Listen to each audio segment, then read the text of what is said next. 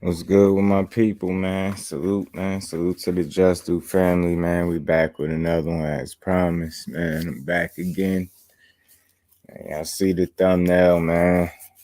You know we had to talk about it, man. I had to get my spin on it. I had to get my Just Do on the D free. Was good, bro. Appreciate you for sliding through. Yeah, man. It's almost like I ain't had no choice but to talk about this right now, man. We see what's going on. It's a lot of chattering going on, man.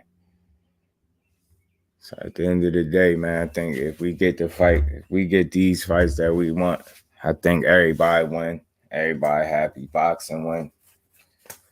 I keep hearing a lot of talk about Devin Haney and Tank Davis, and like respectfully, I wanted to give Devin Haney and Team Haney their flowers.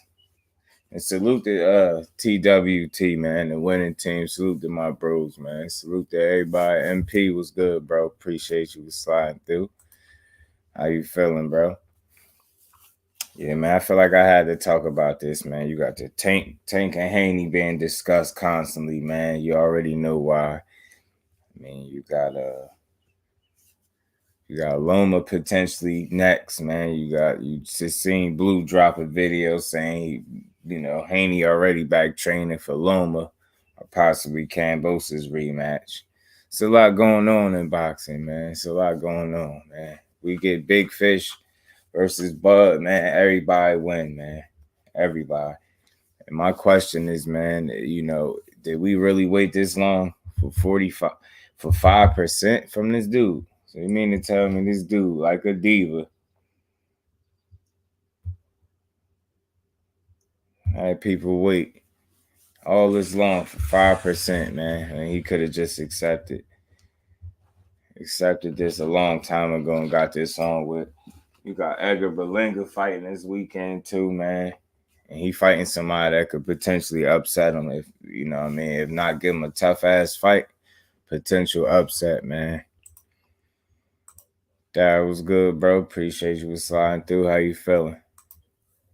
Dream gonna be around for a minute. Yeah, I'm with you, MP. I mean, cause like I said, I wanted to give Haney and Team Haney and Dev they flowers, man. They crown right now. Like I wasn't in a rush to try to pair them up with somebody. Appreciate you, my brother Skills, man. How you feeling, man? Appreciate you for sliding through. Yeah, no, I'm with you. I mean, Haney could reign for a little minute, man. It's just for me. Like I said, I wasn't in a rush to try to pair him up with Tank per se, but with some of the conversations, like one way, I come up with lives. Throughout the day, we watch a lot of content. And I see what people be talking about, and I hear a lot of the discussions that be going on. And one thing y'all know I like to do over here is have good conversation, man. I'm not really media. I'm not trying to be media over here, but I like to bring, good boxing conversation, man. And this is almost inevitable, man. With these two dudes being as great as they are, or where they at in their careers, respectfully, they just on the collision course. At some point, they bound to run into each other, man. But it's a lot to discuss for boxing right now, man. Like I said, you got Edgar Berlanga fighting, and he fighting this dude at Alexis Angulo. That's the dude that I think Benavidez fought this dude as well, man. Pretty tough dude, man. I think he just got the 2 losses or whatever. Berlanga 19-0 with them 16 KOs, and outside of them 16 knockouts, man, he ain't did much. Respectfully, I always say that. I never trash the fighters, never bash the fighters, but we just like to call it down the middle. And if you ask me, Edgar Berlanga, man, it's like his growth is either stagnated or he just regressing because he's not getting no better, and it's weird to me. Salute to my brother Skills and that super chat. Appreciate you, bro. Appreciate you 100%. Clearly one of my favorite channels. Yeah, I appreciate that, man. Trust me, man. That's why I said I'm gonna keep pushing. We gonna keep going, man. I'm gonna keep bringing these conversations to the people, man, to the family, man. We gonna chop it up for sure, man. Appreciate you again, Skills. We hopefully get these fights, and it's a win-win for everybody. And that's what I'm saying. That's where I'm at with it, MP. And I'm coming different, man. Like I'm not, as a creator, I don't have an enemy in boxing. You get what I'm saying? Everything is about the, growing, moving forward, engagement, seeing the best fighting the best so we can have the best possible boxing conversations and really enjoy ourselves as we do it, man. And like I said, if we get in these fights, that's exactly what it's a win for everybody. I don't see why everybody don't walk away happy, fighters included, man. And like I said, we control the narrative, and I believe in good narratives and bad narratives, you know what I'm saying? And one of them that I believe is good, that's good for the sport, that I'm going to keep pushing, no matter how big or small the channel, is win, lose, or draw. If you got in there with, a top fighter or possibly the best in your division and you come up short, you still deserve the support of the people, win, lose, or draw. Like, if anything, you deserve more support from the people. You know what I mean? You deserve to be talked about more, because I think it's something to be said about an individual that's willing to risk everything against the best possible opponents at any given time. And you got to salute that, win, lose, or draw. And I think as long as these fighters understand fully that it's real boxing supporters in this shit that's gonna rock with these dudes, even if they lose that then maybe they'd be even more willing to get in there, man. Because it's one thing to be a meme and get embarrassed, but the jokes that's just part of it. You can't avoid it. But at the end of the day, when you go in there and you really put it all on the line and you come up short, I think that wins you fans instead of losing you fans. And I think we need to be clear as to where we stand in boxing, like in terms of how we support these fighters and how we support the sport in general. Like we want the best fighting the best, but it's like soon as somebody lose that first fight, and not, this doesn't go for everybody, of course, but you start to hear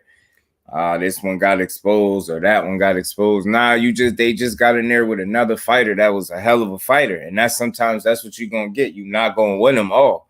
And I was saying, like, a few days ago, like I always, I usually speak on, regardless of what people want to think, when it's all said and done, your favorite fighter is more than likely going to lose.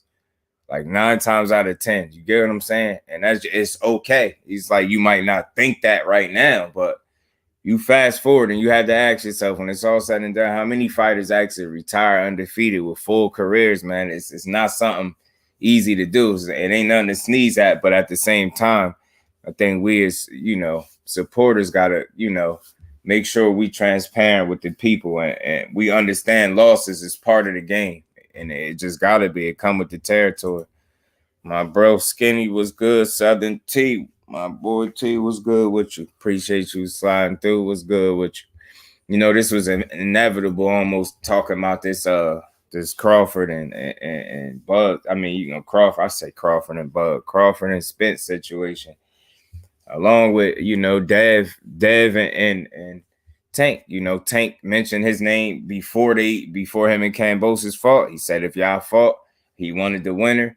Respectfully, they both won their fights, but I know Kambosos is probably looking to exercise a rematch. I'm not for sure. Either that, or I feel like they're gonna slide Lomachenko in. But even with all that being said, people probably wonder, how did I still get Devin Haney and Tank out of this situation? That's because, like I just said, you got Tank mentioned his name, saying he wanted the winner out of Haney and Kambosos, and I always felt like it was going to be Haney. And then you had Haney more recently say, "Well, you told me, when I won my fight, you'll fight me. So what's good?" So you know what I mean, and then it sparked that right back up. So it's just always good for conversation. And then like I said, I don't never pull these conversations out of my ass. King Doc, what's good, bro? How you feeling? I think that's just what it is, man. Them dudes, they basically like two trains on the same track. It's inevitable they're gonna fight sooner or later. I mean, I'm just gonna talk about it because, like I said, they more recently both mentioned each other names. It ain't like they got to fight now, but it's still good. It's still a healthy discussion. And like I said, I hear some mixed feelings about the Dev and the Tank fight if there was a fight too, but. Like I said, it's a lot of little stuff to talk about, man. You still got people like Ryan. I mean, he more recently, hours ago type shit. Just he keeps speaking on Tank. Like I think it's safe to say that it's some jealousy going on when it comes to Tank and some of these other fighters. Not all of them, but some of them that's calling his name. Some jealousy or some attention seeking, some clout chasing. You know what I mean? Some obsession. It's a little bit of all that going on, man. Like these dudes can't stop mentioning Tank. That shit is, I ain't never seen nothing like that. Like I get it. Like you know, he a top draw and all that, man. Yeah, you know he the cash cow. You can't ignore it. You can't, you know what I mean? You can't deny it from 140 down, especially. But damn, it's like, when y'all dudes gonna get enough of calling this man name? Like, listen to this shit. Where this clip at, man? Like, man, y'all know I'll keep a clip or two over here in the stash. But check Ryan Garcia. This boy, how bad do you want to fight Tank? This is from the crowd here, Ryan. Oh, obviously I don't want to look past Fortuna too much, but yeah, that's all I want. That's all I see. I don't care about nobody else right now. The fans want it. I'm sure of that, and I want it. And he was screaming at me all last fight, I'm next. So be a man of your word. Let it be next. And I don't want to hear nothing else. I don't want to hear nobody else's name. I don't care about that. I care about Gervonta Davis. Bring it on. That's what I want. Here this guy. Joe Carriman defeated but left a very weak legacy, being afraid to lose. And no, may lead to lackluster career. Yeah, we got to show our boxing more love and not be as hard on them for a loss. And see the skills again. And bro, that's why I always appreciate your presence in the chat, because you always come with something real to add. And that's exactly what I'm saying. 100%. Like, that's, you hit the nail on the head. And that's what we got to make sure they understand. And I think, I don't know. I'm telling you, like people I hear, I listen to a lot of content. I make my rounds. I do my supporting as y'all do for me, and I appreciate it. And I listen a lot. And people feel like boxing outside of the actual action, boxing lives on YouTube. So it's like, I feel like the more in tune these fighters get with these platforms and these audiences that each platform bring, whether big or little, it don't matter. I think, we could get some understanding as to, it's really a support system out here for these dudes, win, lose, or draw. Like, they need to know that.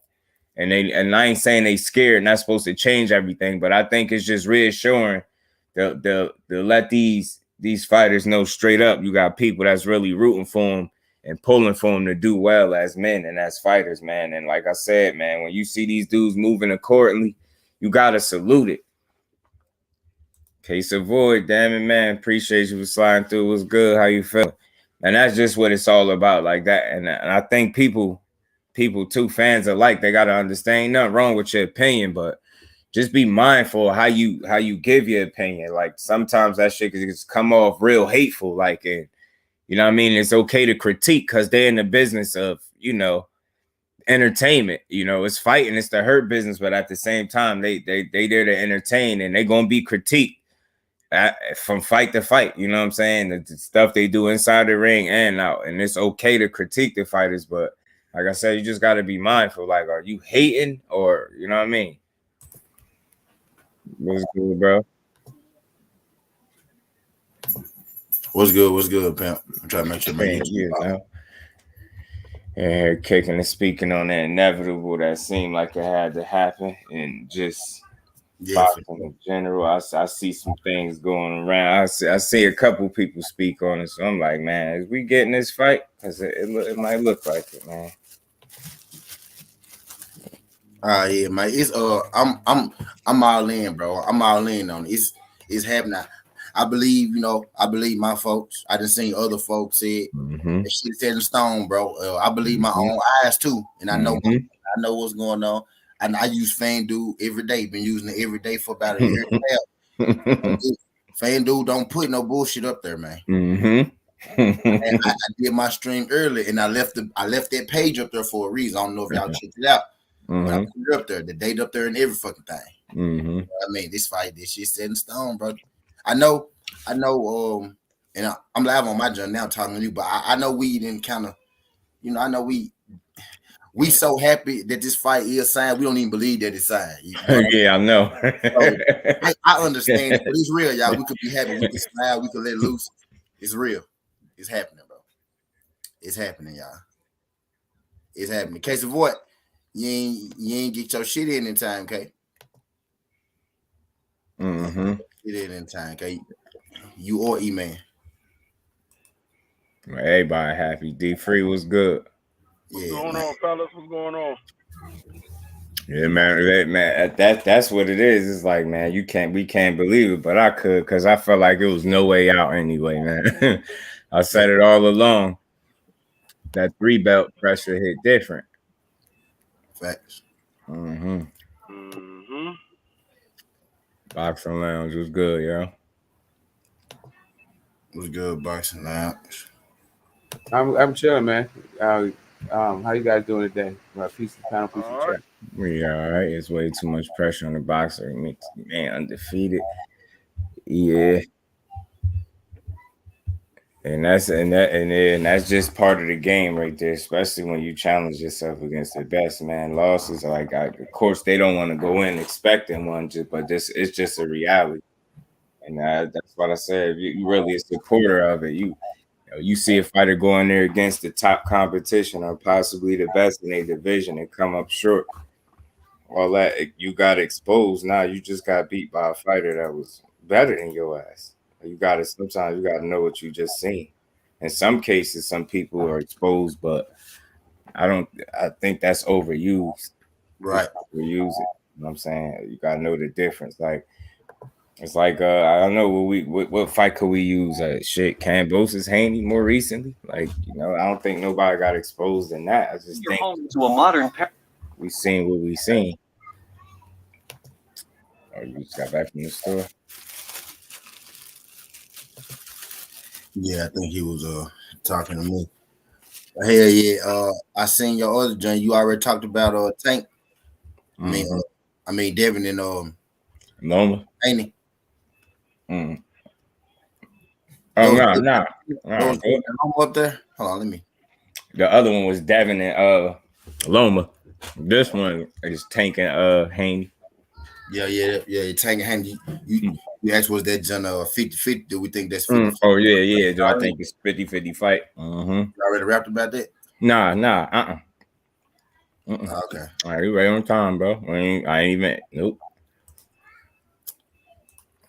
Yeah, okay. Shit. Tank and Haney. I think really after seeing Shakur performance, Tank performance, and Haney performance, I think we more now than ever ready to see them 3 folks get it on. But I hate to be the bearer of bad news, y'all, but I feel like, bro, they got other shit they got to do right now. Before we just throw them in there right with each other. It's good. Yeah. You know what I mean? And that's what I'm with you. I was saying the same thing. I ain't trying to rush it, but it's just the conversation is there. If the WBA enforce it, then ain't shit. You know what I mean? But outside of that, Zoom was good, bro. I say let Tank take care of Ryan, let Devin take care of Loma, let Shakur take care of Cordina. Israel was good, bro. How y'all feeling? Yeah, man. I'm with that. I just said the conversation out there because I know that more recently Dev said you said you'll fight me if I won. Like, what's up? I'm gonna talk about that tomorrow. He did say that shit though. But we know that that's not what's gonna happen right now. And I even heard the good brother be at TV say he know for a fact Dad was willing to fight Tank on a short notice. I thought that was interesting because my natural feeling toward it was it sound good, but it's like, do you take that kind of risk against a fighter like Tank on a short notice? Do you put yourself at that type of disadvantage? Because just to be honest, that would be a disadvantage if we're being fair. Like, not having a full training camp for Tank can't really be a good thing. I don't see how that would be smart. So I'm looking at it from that standpoint, like a business standpoint. And I guess if you're looking at it from like what you think Dev would be willing to do, then your response would probably be different. You get what I'm saying? But I'm just looking at it as at the end of the day, I think business is supersede, him just wanting to be eager and get in there. Because I do think he'd be willing to fight whoever. This is another reason aside from him just winning. why I'm happy for him, because I don't think he'll hold the division up by not trying to fight people. And that's why I'm glad too. That's another thing people don't get. I think the right person got the belts right now, and I don't think we're gonna see a three-peat of some diva like shit with Dev. I think he gonna be willing to get in there with whoever when it come time. The only thing is, I don't think he's going to be at 35 for long. For me, like I like all the fights that the guy just said, but what the other brother just said. But for me, I would like for Tank to knock Loma's head off. I've been waiting for that fight for fucking years. I would like for I'd like for Shakur to do Cordina, like he was just saying, become undisputed, do that undisputed shit. But I want Devin Haney to fight Tio. We go up to 140 and get that ass. I love that too, bro. I love it too. Trust me, because he need his mouth shut next. Again, Kurt, what's good, bro? How you feeling? I'm with that. And that's why I said it's just the conversation is out there, just so I was clear. I'm not rushing to see a Haney and Tank, but I just know that conversation looming out there, and mainly because it's a real thing though, dude. Like WBA, like WBA, that's a real thing. Yeah, Haney and Tank, like it ain't necessarily rushing it. There's some shit that really could happen. He needs to take his time and enjoy what he just won, man. God damn. Don't fucking get a fight up right now and start having to worry about that shit. Well, I tell you what, it's shit. I ain't worried for Dev, man, because regardless of what I think, how any of these fights will play out with him in it, that dude mind is right. And the fact that he right back training this shit, it's funny, but in a good way. Not like I'm laughing at him. It's just like, yo, I respect it. Yo, he right back at it.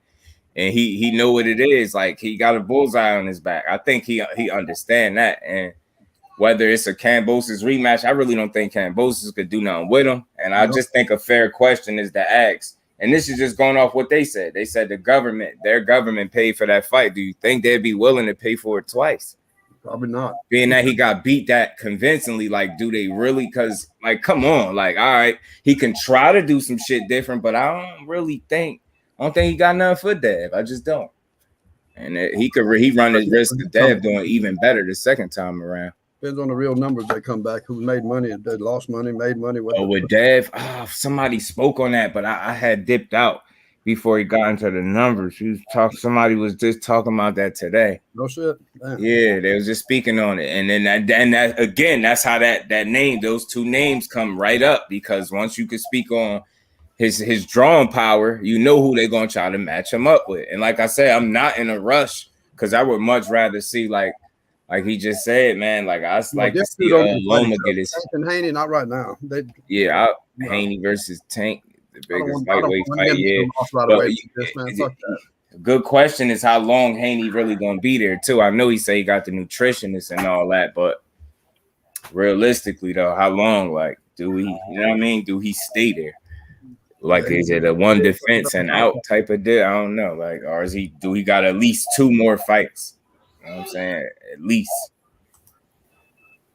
Man, service crowd. Yeah, that's why I appreciate about Haney, and that's why I said I'm just glad. I'm glad he won, because I feel like the right person won in terms of like he ain't gonna be no diva.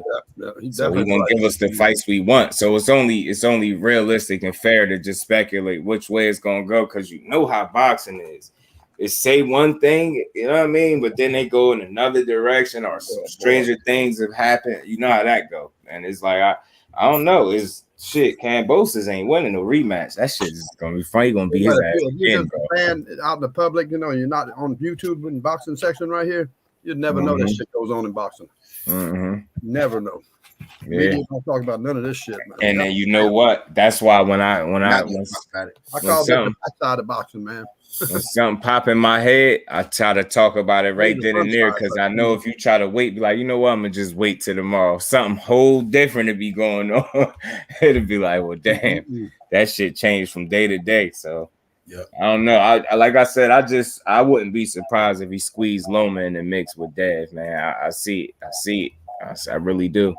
I hope he does. I want Loma. I want Dev to take on Loma. Boxing Dev. Ryan needs to get Tank. Tank needs to get Ryan's little ass. Yep. Loma gets Dev, and Dev gets Loma. You see that clip. Did y'all hear what Ryan Garcia just said about Tank yesterday? Yeah. Was you in here? You weren't in here for that clip, T? You probably talking about Tank. I'm talking about them. No, T was here. He left right back out. He wasn't here long enough. Yeah, this little shit. How though, bad man. do you want to fight Tank? This is from the crowd here, Ryan. Oh, obviously, I don't want to look past Fortuna too much, but yeah, that's all I want. That's all I see. I don't care about nobody else right now. The fans want it. I'm sure of that, and I want it. And he was screaming at me all last fight, "I'm next." So be a man of your word. Let it be next. And I don't want to hear nothing else. I don't want to hear nobody else's name. I don't care about that. I care about Gervonta Davis. Bring it on. That's what I want. Man, yo, no bullshit. At that last sentence, he just said, Gervonta, that's what I want. Do he even sound like he's serious, bro? He don't even sound like he for real, bro. You're gonna get his ass beat. Yeah, Dev discipline. The fact that that's what I took away from this fight. That he won in hostile territory. He was able to stay within himself. He ain't played to the crowd. He showed discipline in terms of sticking to the game plan. So that's what I took from this fight the most. Serious though, man. So he could, if he add more to it, and I get it. Like in my mind, I think people's he was jab heavy. I think that was intentional, and I think it was necessary because where he was at. You get what I'm saying? Dude, since when is it a problem to use the best skill in boxing? only when you don't got the complexion for the protection, bro. You know how that go. But we know what it is. That's why I say I'm not drawing no negatives. Y'all hate AB for not punching, and you hate Devin Haney for overusing the jab. That was beautiful to me, man. Overusing is what happens if you get fucked up using the jab too much. Overusing is not using the jab and beating his ass with it. Haney never been before? You mean like he never been before? Yeah, that's what I be getting at. Like he ain't never been fucked up using the jab. There's no such thing as overusing your jab, or no coach is ever going to tell you using the jab. No coach yell from the corner and say you using the jab too much. Because it's just from what I understand about boxing, I hear so many fighters say it. Like if I could land my jab, I could land anything. So it's just like it's always a reason to be using it. But I get what you're trying to say in some cases. And I was just about to get to that, just being realistic, but being fair and not taking nothing from Haney. Like I said, that was necessary in that fight, that level of opponent, the skill set, with like I guess the style that he was in front of. I think it was necessary with him fighting in hostile territory to kind of make the rounds as clean as possible, if in a sense, by just being jab heavy and dominating with one punch, even if anything, at least you was dominant with it in a way. Knock his head back here or there, and then you was able to work off it when you wanted to. Now I think maybe another was coming in on him. I mean, it wasn't like it was keeping him off of him the whole time. Y'all gotta understand, you can never be jab heavy. The jab sets up everything. No, when I say that, don't get me wrong. When I say that, I just say he was using it. Like, you know what I'm saying? That's just the term that's out there. Like, no. I'm not saying you. I'm just saying in general. Y'all gotta understand the fundamental of boxing. The first thing they teach you is how to throw a jab. Yes. That's the first thing they teach you. And how to throw a jab. He showed more than just a jab, though. He showed excellent defense, footwork, head movement, man. That boy, everything come in, man, he'd fucking dodge shit, duck under shit, man. It was just beautiful. Everything is set up off a jab. That's how you set up your other punches, off a jab, because your jab is used to blind your opponent so they don't see that right hand coming or they don't see that left hook was good, coming. Bro. Appreciate you sliding through my bag. They worried about the jab. They blinded by the jab. So you set up everything off the jab. You can never use your jab too much. Zoom, I'm with you, Zoom. I know what you mean. Tank, he a different kettle of fish, as they call it, man. It's just different style, different strategy, different game plan, but like I think I always will say this about Haney, man. He could be a matchup nightmare for somebody, and he showed he could stay disciplined and stick to the game plan. That's something else to worry about. Like I think didn't Oscar say he wanted that if Tank arms was any more longer, he'll use his jab all day too, because he tried to. If you look at him, he tried. His arms is short. He tried to use that for the jab. He threw that all day. Shit, from what we keep Divine Sense, from what I keep hearing, man, they just waiting to announce some shit. Checking out Divine shit stuff, man. That's pretty cool. Yeah, word, definitely. I got that shit. Up next for Dev, according to Bob, and I'm telling you, I would not be surprised because I don't see who's excited about a rematch. And maybe if he exercised it, I guess I wouldn't. Like, I ain't gonna be mad if he obliged him, being that, you know, if you know you signed it. If that's what it is, that's what it is. But I ain't worried about him losing to no Cambosis. That was his whole plan to begin. Back to the Future, Errol versus get the belt back in Roman's hands. Oh man! Oh, and then, yeah, and then I popped in a little bit of a live stream earlier where dude was talking about how he was just in the gym with Bozy and them over there, man.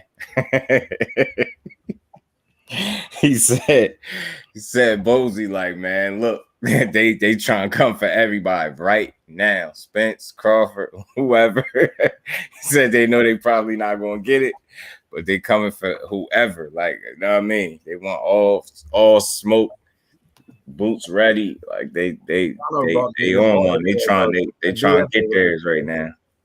You don't believe who that Bob or Ryan? Because you know them some lying motherfuckers. They'll lose the Fortuna, keep looking past them. And yeah, and I'm glad you talked about that. I just wanted to touch on that real quick. I thought that was weird.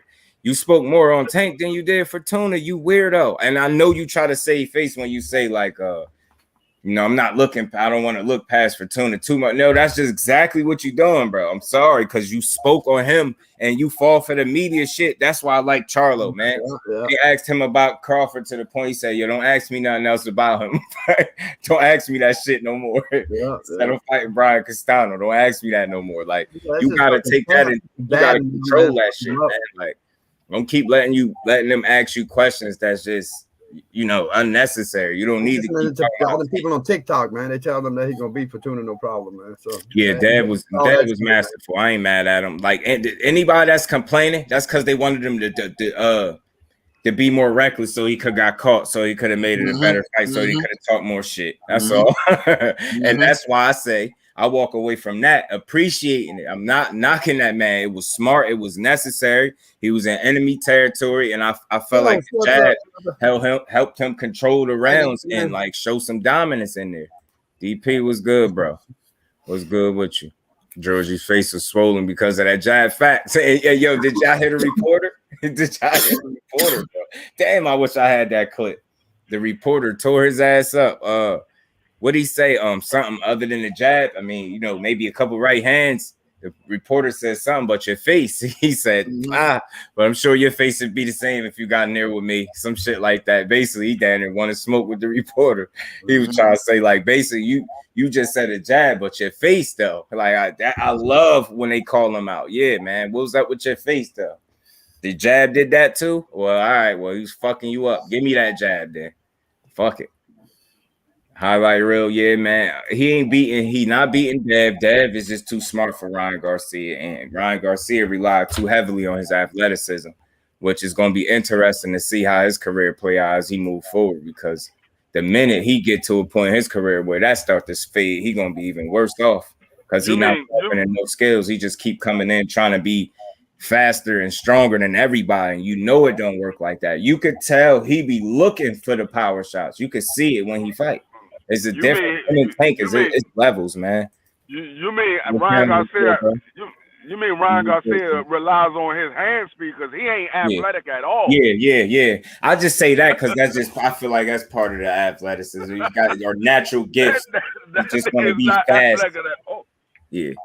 He remind me of a more standard Rolly.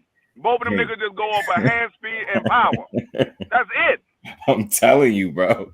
They so basic, and it's like they young and they got all the people around them. They got resources that they could use, man, to be better, man. Like this Joe Goosen dude, he's sticking his neck out there with all this shit. He talking about this man could retire undefeated. The next De La Hoya. No, he the De La Hoya without the skill or the work ethic, man. I don't like how De La Hoya now. I don't care for him too much as the promoter here and there, but as the fighter, man, De La Hoya was with the shit. He was smoking motherfuckers when it was his turn, and you know he had his share of losses, but he was a much better fighter than Ryan Garcia, man. Way more dedicated to me than Ryan. I think it's almost like a diss. I know you want to compliment Ryan, but be realistic. That dude ain't no fucking De La Hoya, man.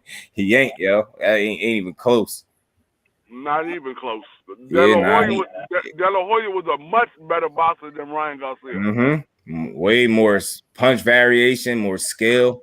Like he was smarter, better IQ. Like De La Hoya, and he had heart. I ain't say Ryan got a little heart when he actually in the ring, but you know, it's just like it seemed like when it's somebody that's gonna test him, it's always some shit. So hopefully this fight go off smooth. But I'm telling you, you done mentioned you almost ain't even mentioned Fortuna. You tank this, tank that. It's like, damn, like when has it ever been cool to just look over your food like that? You looking over that dude. Like he coming there in shape, really trying to win, man. He gonna have a tough time based on what I seen his last fight. You know what this remind me of? Mm-hmm. Chris Colbert when he was talking to Gary Russell. Yeah. Like he wasn't even paying attention to his fight that he had coming up. Well, when I finish this, since I'm the real champion, when I finish with this one, then me and you can fight next. Mm-hmm. Nigga, you ain't get past this fight. Yeah, that's what I'm saying. And I'm like, bro, you got to take it easy. You you count your chickens before they hatch. Right, you can lose your life in the ring right there. See? Yeah, that shit real. And that's part of the reason why this is my favorite sport, because not because of that shit happens, but because you can't play it.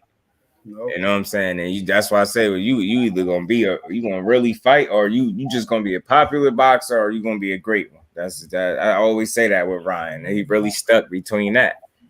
And I think the fact that he ain't pressed for money, he said it already. He wouldn't have said that, we'd never know about that. See, I bet there's a lot of boxers that lose their lives that we don't hear. Yeah, I actually that situation I did just hear about that, and it's cool that people are like sharing it and passing along. I did see that situation, so I know what he's talking about. I'm like, damn, that shit's crazy, man. I got a new nickname for Ryan Garcia. Yeah, punching the air. I seen that. I was like, oh shit, man, damn. His name is not King Rod no more. I got a new nickname for him. His name is Ryan Let's See Garcia. We gotta see. I ain't convinced on shit. We gotta see. Yeah, we can move around. Yeah. Tip of the day, I'm gonna get them. Show, nigga. You show me when your ass get in the motherfucking ring, and I don't care about you signing no contract and none of that shit, because you pulled out more than a nigga fucking a prostitute. Facts, Kurt. So I don't want to hear none of that shit. Yeah, some of them don't even pull out. Exactly. That's what I'm saying. And you notice you only gonna hear that narrative when somebody went in there. When you hear that bullshit, that mean that fighter that they're critiquing went in there, did what he was supposed to do, and they mad that he had the discipline and the wherewithal to really go in there with a game plan and not just go in there but execute it. And that's what they just mad because he didn't get punched in his face a whole bunch of times like they thought. They went and watched. They watched that JoJo fight. And maybe that Linares round, that because they so big on bringing that up. They wouldn't watch that fight, and they was so fucking mad they couldn't do that shit. Hold on, where is that? It's in here. I can't believe this nigga ain't just stand there and get hit by right. Yo, I'm telling you, they so mad. Yo, where is that? I thought I had it here. That's how you.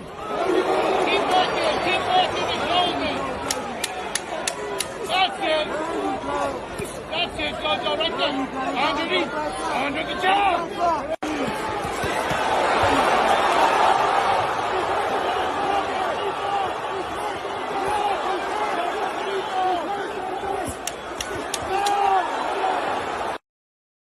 Not trying to make no excuses for the young boy. For me, when I watched that, JoJo. Yeah, you could see that he got his mind made up that he want to be in the pocket.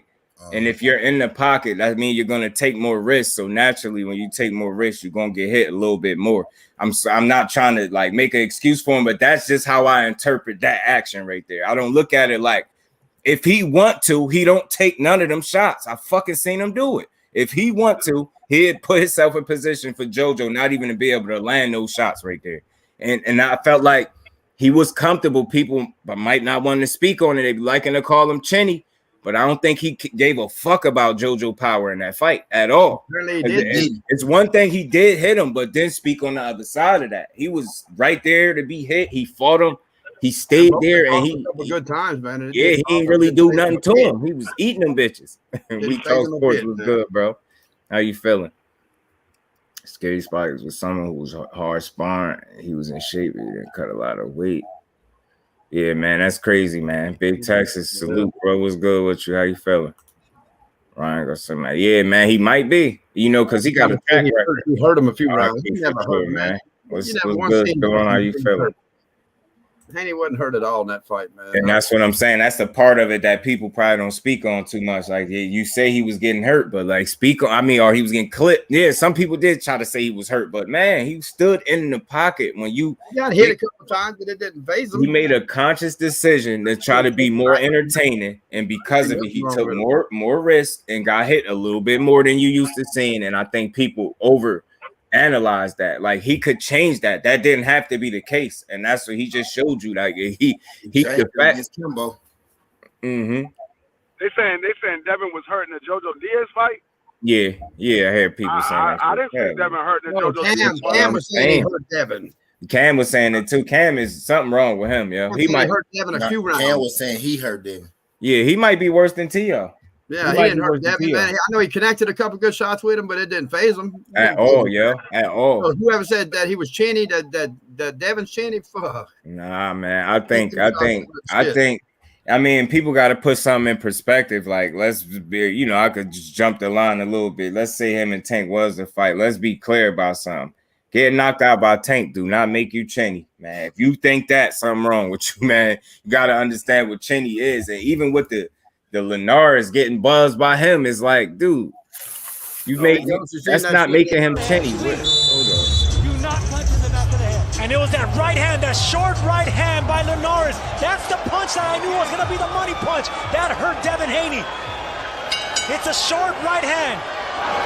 Business is about to pick out. Man, that nigga had more knockouts than he had fights, man. So no, chinny is when you getting hurt and getting dropped in every fight. That's by non-punchers and shit. I'm like, yo, Linares had more knockouts than Haney had total fights, man. Y'all better go back and look, bro. Non-punchers is the key. You know what I'm saying? Non-punchers, bro. And I ain't seen that. And again, that happened. It was just a misjudgment, like, you know what I mean? He stood in there a little too long. He got hit with something. But it's if he really wanted to, that he could have avoided that moment for himself. I really believe. Yeah, he could have. He said it. He said he was trying to please the fan. He was trying to. Man, where you at? Yeah, in here. That's like he was trying to get a knockout. That's what he said. That right there. We just do, Chief. Yeah, that's like that whole chinny thing, like getting getting dropped by the likes of Luke Campbell. That's why I don't really want to see what I saw from the Luke Campbell fight and the To-Go fight makes me not really want to see Tank fight. Like all he did, basically all he's doing is talking shit in the media. Like that's the only motivation for this fight. I don't think it's just like what's gonna happen. This dude's feet, his feet are trash and his chin is trash. Why the fuck are we putting him in there with Tank? Yeah, if you gonna call somebody, because he acting like he wanted boxing. He acting like he wanted. I'm just saying. I'm not caught up in all that shit, bro. That's what I'm saying. I want the Loma fight. I want him to knock somebody's head off. That's worth it. I want Devin to fight Loma. Drop that belt and get this. Salute to my bro G5 in that cash app. Appreciate it. It's a good fight. I'm not shitting on the Loma Devin fight. I'm just saying I want of the styles and also the shit talking, all that stuff, all that email champ shit. I want Devin to get fucking T.O.'s face. I want that scalp. I want that chin. Right? Like Loma didn't really work out, bro. Loma, he's a good scalp on anybody's resume. But I've been waiting for fucking Loma and Tank for fucking Bleons at this point. Yeah, that fight is not gonna happen. We appreciate you, G5. Devin and Loma is more likely. I'm telling y'all. Yeah, Devin and Loma is going to happen. Definitely, most definitely, it might happen next. I get you. I'm just talking about like the fantasy thing for me. That Loma and Tank, it ain't gonna happen. Devin and Tank is more, my bro. Devin right now really is. I don't think Devin and Tank are ever gonna fight. I think that is a pipe dream. That's a possibility. That's a possibility, boxer. I'm gonna tell you how. Because Devin Haney got that regular WBA title. Yeah, so I think they'll drop whatever. I don't think Devin Haney's gonna be. I don't think Devin Haney's gonna be at 135. Devin's not gonna. But him I think Devin Haney is not going to. We'll shit on him. Yeah, I just don't think Devin Haney's going to be at 135 after this top rank contract, and I don't think Tank is going to sign the top rank. So, Yeah, he ain't gonna stay. He ain't gonna stay at 35 long. You know that. He's already saying he's a big 35. He gonna take all the big fights though. Wherever he can get the big, I know that for a fact. Wherever he can get the big fights, that's where he gonna be at. If the big fights at 35, that's where he gonna be at. Yeah. No cap. Yeah. I know that for a fact. Mm-hmm. Wherever the big fights, I think his big fights are going to be at 47. Really, it's just kind of like he's just developing his skill. Like he can pick up a belt here and there, and then like I think all his big fights are. Yeah. He got some money. He got some money right in front of him at 35. Ryan Garcia, Tank. Oh yeah. Shakur gonna be up there after a while. But if he has problems making that weight, though, you have to go up. Yeah, I don't think he's gonna stay down there. Like all that shit is little money compared to fucking. Big, right? He already said he was big for that weight, man. Yeah, I'm trying to tell you that your paychecks increase exponentially at 147 pounds. I just wonder with him getting a nutritionist, like how long would that warrant him to be able to stay there? Get what I'm saying? I'm just guessing. Like, I know that's what he talked on. Yeah, and he was like, as long as he need to make the weight, he can make the weight. And I'm figuring a nutritionist got to help. Shit. When Minute Errol spoke on it, we seen that performance. As long as his contract's in effect, he's gonna stay. I appreciate you. We talk sports. Hopefully. Yeah, man. Yeah, Tiffany, we over here on Just Do.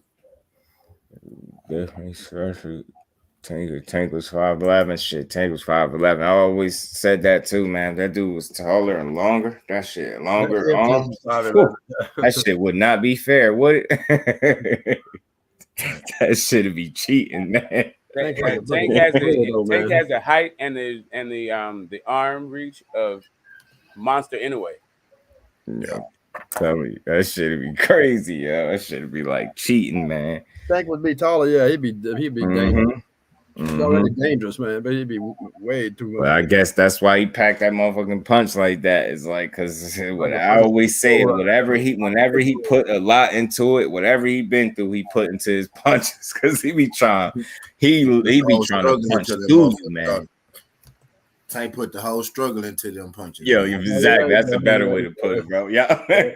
The struggle, man. I'm like, yo, look at his face when he punching you hard. That motherfucker be trying to kill him. Tank one of them bite his lips, people. When he swing, he bite his lip. You know, he trying to take shit out. Yeah. Height don't win fights, but if it was Tank with a little bit more height. I know, salute, bro. How you feeling? Yeah, we ain't saying height. Reach matter more so than height. If Tank had reach, he'll be a motherfucker. I just said that because it'd just be wild. Imagine him at 5'10". But if your arms longer than the dude, you still gonna get on his ass. Imagine Tank with boots reach. Yeah, you know what I mean? Yeah, it's the reach, ain't necessarily the height, it's the reach with the height. When you get height and reach, then you different. That shit would not be fair, man. I'll tell you. You think that versus Shakur gonna happen at 35? I don't know. It's Shakur. Now that's the fight I think is a pipe dream. Yeah, because Shakur got to come up. Yeah, that's the fight. It's a pipe dream. He comes up, Tank. Because they talking about all that nowadays. My thing is what plane is Bob Arum? Rick, what's good, Rick? How you feeling, bro? My thing is, what plane is Bob Arum, go come up with to get them belts away from motherfucking Devin in the end? Because Devin ain't losing to none of his fighters. Put Loma in there with him first. He's gonna try that first. Loma don't do that. I don't know what the fuck he's gonna do. He better go and try to start the process, because if he fight Kambosos again, he only gonna have one fight left, and that ain't Loma one time ain't gonna do it. Yeah. He might have to go ahead and get Loma in there now, and then T.O. if that shit don't work. Yeah. Gotta do something. Kambosos again, there's gonna be another easy win and one less fight. Yeah, one more fight going off the contract. It's like them fights on the contract is lifelines. You better use them shits wisely. Use them, He only got 2 left now. He's trying to get them belts back, in Loma's hand. Better use them bitches wisely, bro. You better get Loma them 2 fights. Fuck you talking about? You better, that and a rematch, That'd be his best shot at him. Yeah, I'm just saying, man, that's just gonna be an entertaining fight if and when that happens, especially if it happens at 40. He talking about Haney and Antoine Russell. Shit, boy. That dude, man. That should be a hell of a fight. Hey, just dude, who the hell is that now? That's Boxing Lounge with that picture up there. Yeah. Interesting. Only want to get the belts off Devs to put Shakur in there. Yeah, man. Shakur, they gonna end up fighting. They gonna have to. They talk about that shit too much too on the low. That's another fight that they talk about. But I thought was interesting is that they both feel like Tank could be their mega fight. They both on record saying that shit. Yeah. But Shakur, man, he been coming a little bit different towards Tank a little bit. Yeah, boy, 22 years old and got a fucking target on his back, boy. Shakur energy really remind me of Errol Spence. Like he gonna be cool with you, but the whole time he gonna let you know I want to fight you still. I still want to be cool, but I still want to fight you though. Like, you don't think so? Y'all think that Devin ain't? You said Devin ain't leaving Top Rank without fighting Shakur. Shit, Bruce Gadd was good. OG. I could see that because he would have to get him. He got to do something to get them straps up off him.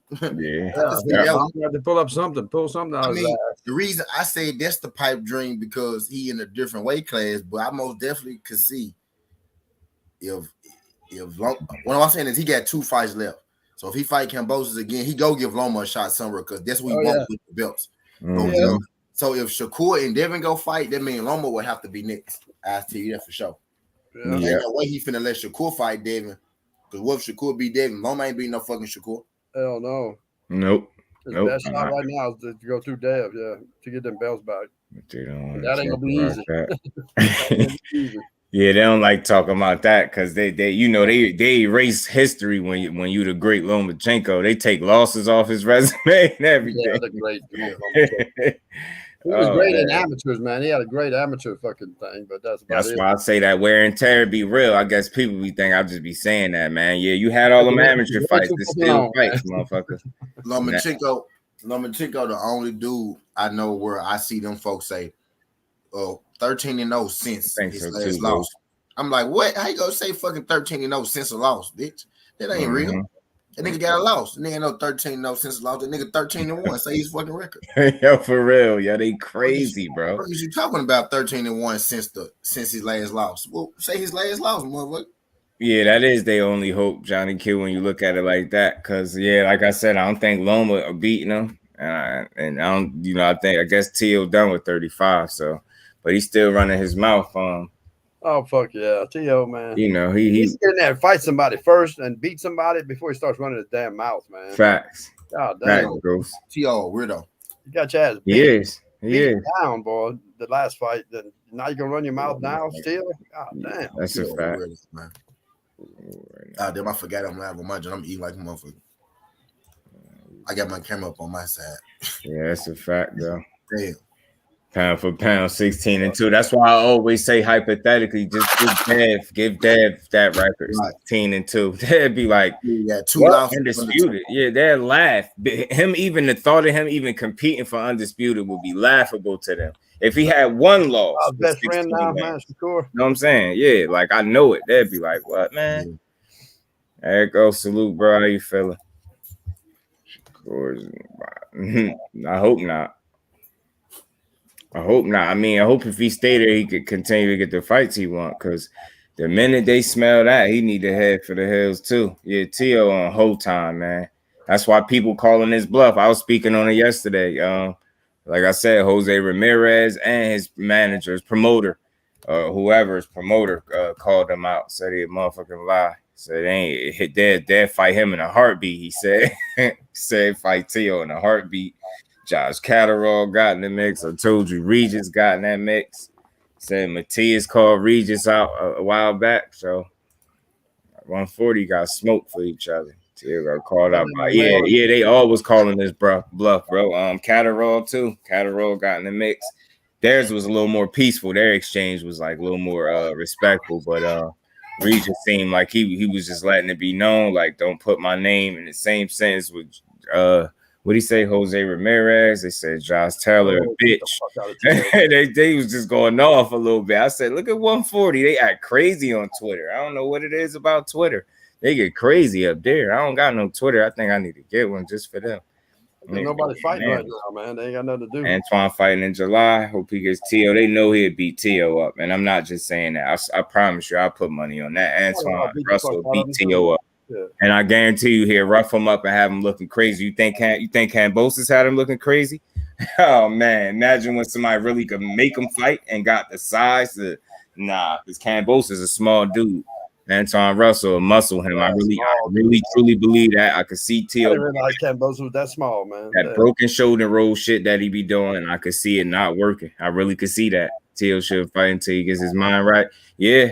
I mean, but that dude Pedro Campa, 33, 1-1, 22 KOs, padded ass record, some dude that he should beat. That's who he gonna fight. Or that's what it's looking like. They leaning towards him because and that's the thing. I don't understand. That's why him and Ryan is like birds of a feather. Yo. All they do is call people out and don't fight them. Like they call people out when they have something else going on. Like you got all this other shit. You got this other. Oh, you falling now. You turning opponents down, getting weak, replacing them with weaker ones, and then calling out the top dogs, acting like they don't want to fight you. This shit is weird, yo. I'm telling you, him and Ryan Garcia is something crazy. That's why they cool like that. Him, Ryan, and Rolly, boy. Antoine, the beach is out there, 40. I'm dropping that name. Yeah, facts. Facts. Mayo was good. How you feeling, bro? I've been tired planning to get them belts to Loma. I've been saying that. I ain't no damn prophet or nothing, but I'm just going off of what I feel like I've been saying from my point of view. That's his favorite guy. Like, who do he like? I don't think he like no fighter more than he like Lomachenko, based on how I heard him speak on him. Like, he loved that dude. So he would like for nothing more. You know what I'm saying? Yeah. I don't know if it's Bob trying to set him up but he talking like he ready. Say he gonna make dude pay because he got to train. He had to make weight. Can't eat what he want. You know, one of those little like the shit talking joints that they do. Berlanga, I just seen outside of them 16 first round knockouts, he been stagnant, man. He been regressing, and he don't look like he improving at all, and it's crazy. Think about that. Outside of 16 first round knockouts, he ain't did shit. He won, but he ain't looked impressive in no fight after that. None of them 3 fights after that, and he got dropped in one of them. I seen his gas tank look like it got exposed. I'm seeing like his holes. The longer the fights go, the more you get to see what he not good at, and that ain't good for him, man. I ain't saying he'll carry his power late. I'm pretty sure he still got some steam on his punches, but once your technique start to slip, your punch placement start lacking even more, and I don't know, that shit just don't be looking good. Yeah, Lubin did him bad in sparring. He was on his ass. Yeah. Angulo, I think that dude tough, man. And that's why I said if Berlanga don't get him early, and for me early is like maybe 4 to 5. If he don't clip dude or something, some type of way in between then, I don't know, man. I just don't feel like, I don't know, he might get outboxed, Joe, because that dude clearly shown to be a better boxer than Berlanga. It's just like, as long as he don't get caught cold or too early, watch it be a fight. At the fucking worst, it's gonna be a fight, I think. Yeah. As I just do, if Angulo was 30 and not 38, I would have picked him to beat him. Yeah. I would have picked him to beat him. But because he's so old right now, I think he gonna scare Berlanga, but I think Berlanga will end up knocking him out. He might get him. I could see that too. I ain't ready. He wouldn't bet on his ass, but I say that's why I always say 2 of the things I always say is if a fighter come in there in shape, they coming to actually win. You know what I'm saying? And that's what you need to see, at least to see a good fight. Be in shape and be coming to win, not just be the opponent. Yeah, Shakur mine might be on Undisputed, but Bob Arum said that shit's stupid. So he might try to knock that. I hope not, but the way he be talking. That's stupid, but he sure wants them belts back in Loma's hands. It's only, it's only stupid when it's somebody else that want to chase Undisputed. If it's Loma, great idea. Like, without saying it, he going to just make it happen. He said he's going to suffer at L. Who that? Rojo, who that? You talking about Tio or Ryan? Or Berlanga? Which one? Berlanga getting up. Got Colin Fire and better learn to stop, drop, and roll because he's rocking robot facts. He's not improving. and he relying too much on his physical gifts. Like, just I hate to hear. I don't want to hear shit else about your power, bro. Nothing. I don't care no more. That first round shit is over with. That little honeymoon shit is over, bro. Get to start boxing now. Can you fight?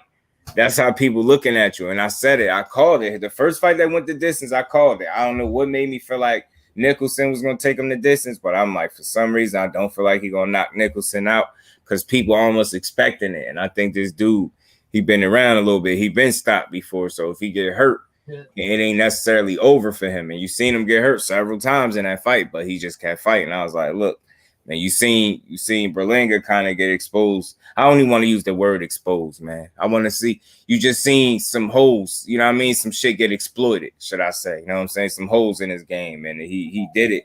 He got that done. He made it out of that fight because he was able to hurt dude enough to where dude couldn't sustain enough attack to win the fight. But you see, as the fight after that, it got harder, and then he got dropped in one. Like, I mean, fights just got harder. You already know Five was good with you.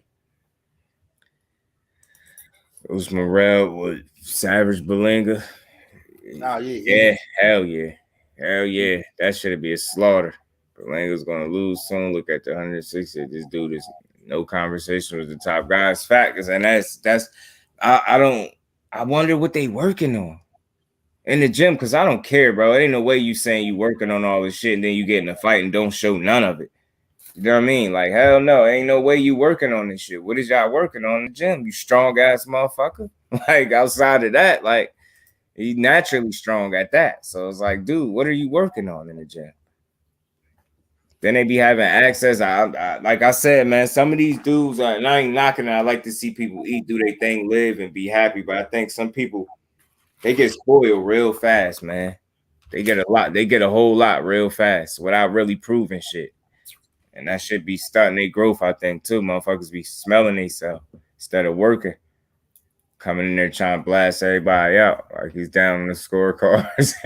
Yeah, man, Morrell. That's why I said, and that's somebody I did mention that, but I meant to get to that. I don't know how I feel about Ronnie Shields saying Morrell ready for, what did he say, everybody but David Benavidez? Like, bro. Yeah, I gotta start being on the same page because the fighters be wanting this shit, and they be making them look sus when they come out and say something opposite of what the fighter's saying. Yeah, but he did say the same interview. If Morrell wanted, I can't do nothing about it. Oh, okay, cool. See, that's why I like people that listen to whole fucking interviews and stop just repeat one piece of it. Like, yeah, man. So that's what it is. I ain't saying they gotta fight now, but.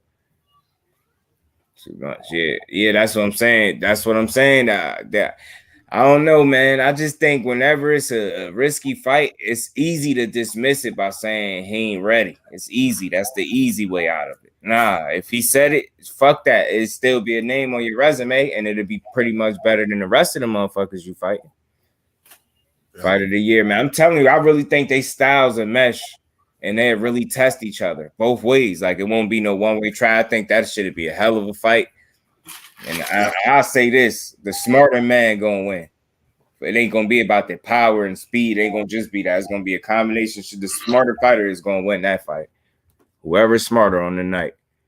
Ronnie said that from longevity view. Okay, that's cool. I get that. We spoke about it earlier. He said 2 more fights is what he wants because he wants to fix some small things. A little more time.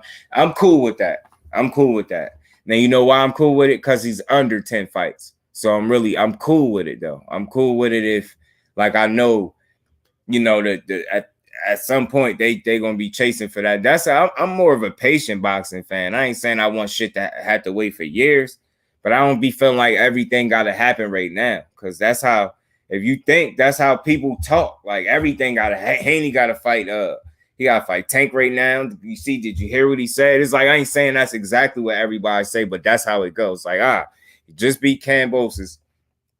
Fuck the rematch. He going to either fight Loma. He should fight Tank. He thinks Shakur could be. It's just like, that's how it is. We just so interested to see the next fight, the next big fight. I don't be in a rush to see them all, especially when it's some of these dudes out here that's running their mouth that need to be knocked off. Derek James, hey, I ain't never going to be against Derek James training no top fighter or training no young fighter to, you know, get him to top level. It's something about the way he trains and teach Spence that's been effective, man. And that shit really worked. Fighter with Morrell type of talent. A lot of guys around saying the best Cuban talent in 40 years. I think the best thing about Morrell is his comfortability in the ring right now for me. In 7 fights, I'm going to just keep saying that because the first time I seen him fight, I was like, damn, this dude, like, it's not that he'd just drop his hands, but like I said, it's like when you watch Floyd, you know, Floyd is comfortable everywhere, on the ropes, in the center of the ring, in the corner. Don't matter where he at, he comfortable. I see some of that. Like, I ain't saying Floyd and Morrell is nothing like that. I'm just saying Morrell being there, he be comfortable.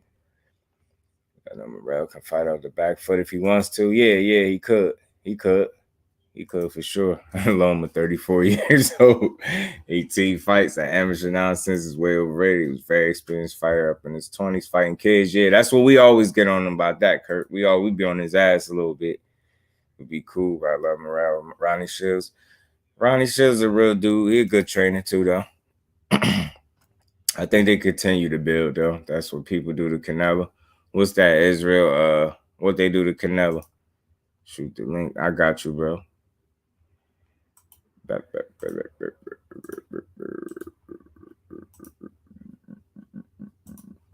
just feel like James gave Morrell that Errol Spence type jab. I know what you looking for, a little shit like that. Right about it, the whole thing is people really have not seen Morrell full 2 sets, and I don't think so either. Ghost saying 7 fights. Of course not. We just haven't. Morrell literally skips around the ring while pressuring dudes, and that's what I'm saying. It's a certain level of comfort. Some people might see it as you know, arrogance. I just see it as he fight with some type of rhythm about him. You get y'all sleep on that Morrell jab, man, for real. And he got one. I just guess you think Spence. I just love the fact that he understands using that motherfucker is gonna continue to work in every fight, not some. Every fight. You get what I'm saying? That shit gonna work in every fight. I just realized it was good, bro. I just realized it was us two up here. Yeah, they popped off. Brothers, TWT shit. You know what I'm talking about? Morrell. Was good. I like Morrell. I just want to keep seeing him, but he a hungry dude. You gotta keep him on the leash, I guess. Give him 10 to 12 fights and then let him go for everybody. Man, hey, y'all be looking at. I'm about to be whipping y'all boys up some intros, my guys. Oh yeah, appreciate that. Yeah, hey, OTB shit done. That nigga shit dope. Oh, I ain't gonna lie. I had to look at it twice. Hey, I had to look at my intro. I'm like, damn. I think I did my own shit. Damn, that's what's up. So you over there, man. You mastering that shit. Nah, go get better. You supposed to get better with it. Bro, this shit easy as hell now. Like, bro, I was doing this shit. That's why it took me so long to get up here. I said, let me shoot my boy something. You know what I'm saying? Put 5 in the collection play real quick. You know what I'm saying? He's like, where you at 5? I'm like, nigga, I'm in your cash app. Over here on the line with OTB, making sure he got this motherfucker. You know what I'm saying? But yeah. That's what it is. We appreciate you over this way. You know it. You know what it is, man. Oh, shit. Gotta support the guys, man. Gotta support my dogs, man. Shit. So we all we got, man. You know what Morrell's gonna be. But I hear y'all in here though. I agree. We haven't seen Morrell for a 2 set. You know what I'm saying? So we need him to fight somebody better so he can have a longer fight. Yeah. You know what I'm saying? Or somebody that's gonna make him have to dig a little deeper. It's crazy. The same shit I be saying about Boots is the same shit y'all be saying about Morrell, so I understand it. I understand. It's just like I get it if it ain't gonna be Benavidez right now. But then if not him, then who? God damn it. Right, that's all I'm saying. It ain't even that much, bro. It ain't that many good people at once. That's what I'm saying. So what we know all the good people, and we can count them on our fucking fingers. Benavidez, Morrell, fucking Charlo. I mean, Charlo, now you at 168. Yeah, fucking playing. You know what I'm saying? Fucking Canelo, fucking Andrade. He's still at 168. He ain't had a fight there yet. You know what I mean? It ain't really that many people up and through there. But let them folks fight each other. Yeah, they did Rigo dirty. Let them folks fight 3 times if you want. They both young, goddamn. Whoever lose, come back. Y'all go whoop pretty much everybody else at 168. Anyway. Ghost, you don't like David Benavidez? You don't think he like where you rate David Benavidez? I think that dude problem, man. Benavidez, I want the Morrell fight because they both They both big dudes that like to punch. I just want to see. Yeah, me too. And I think like one of them is more crafty than the other one. When two big dudes fights, me and Batman had this conversation. When two big dudes fight, somebody getting embarrassed. Mm-hmm. It's simple. When two big dudes fight, somebody get knocked out. You better believe it.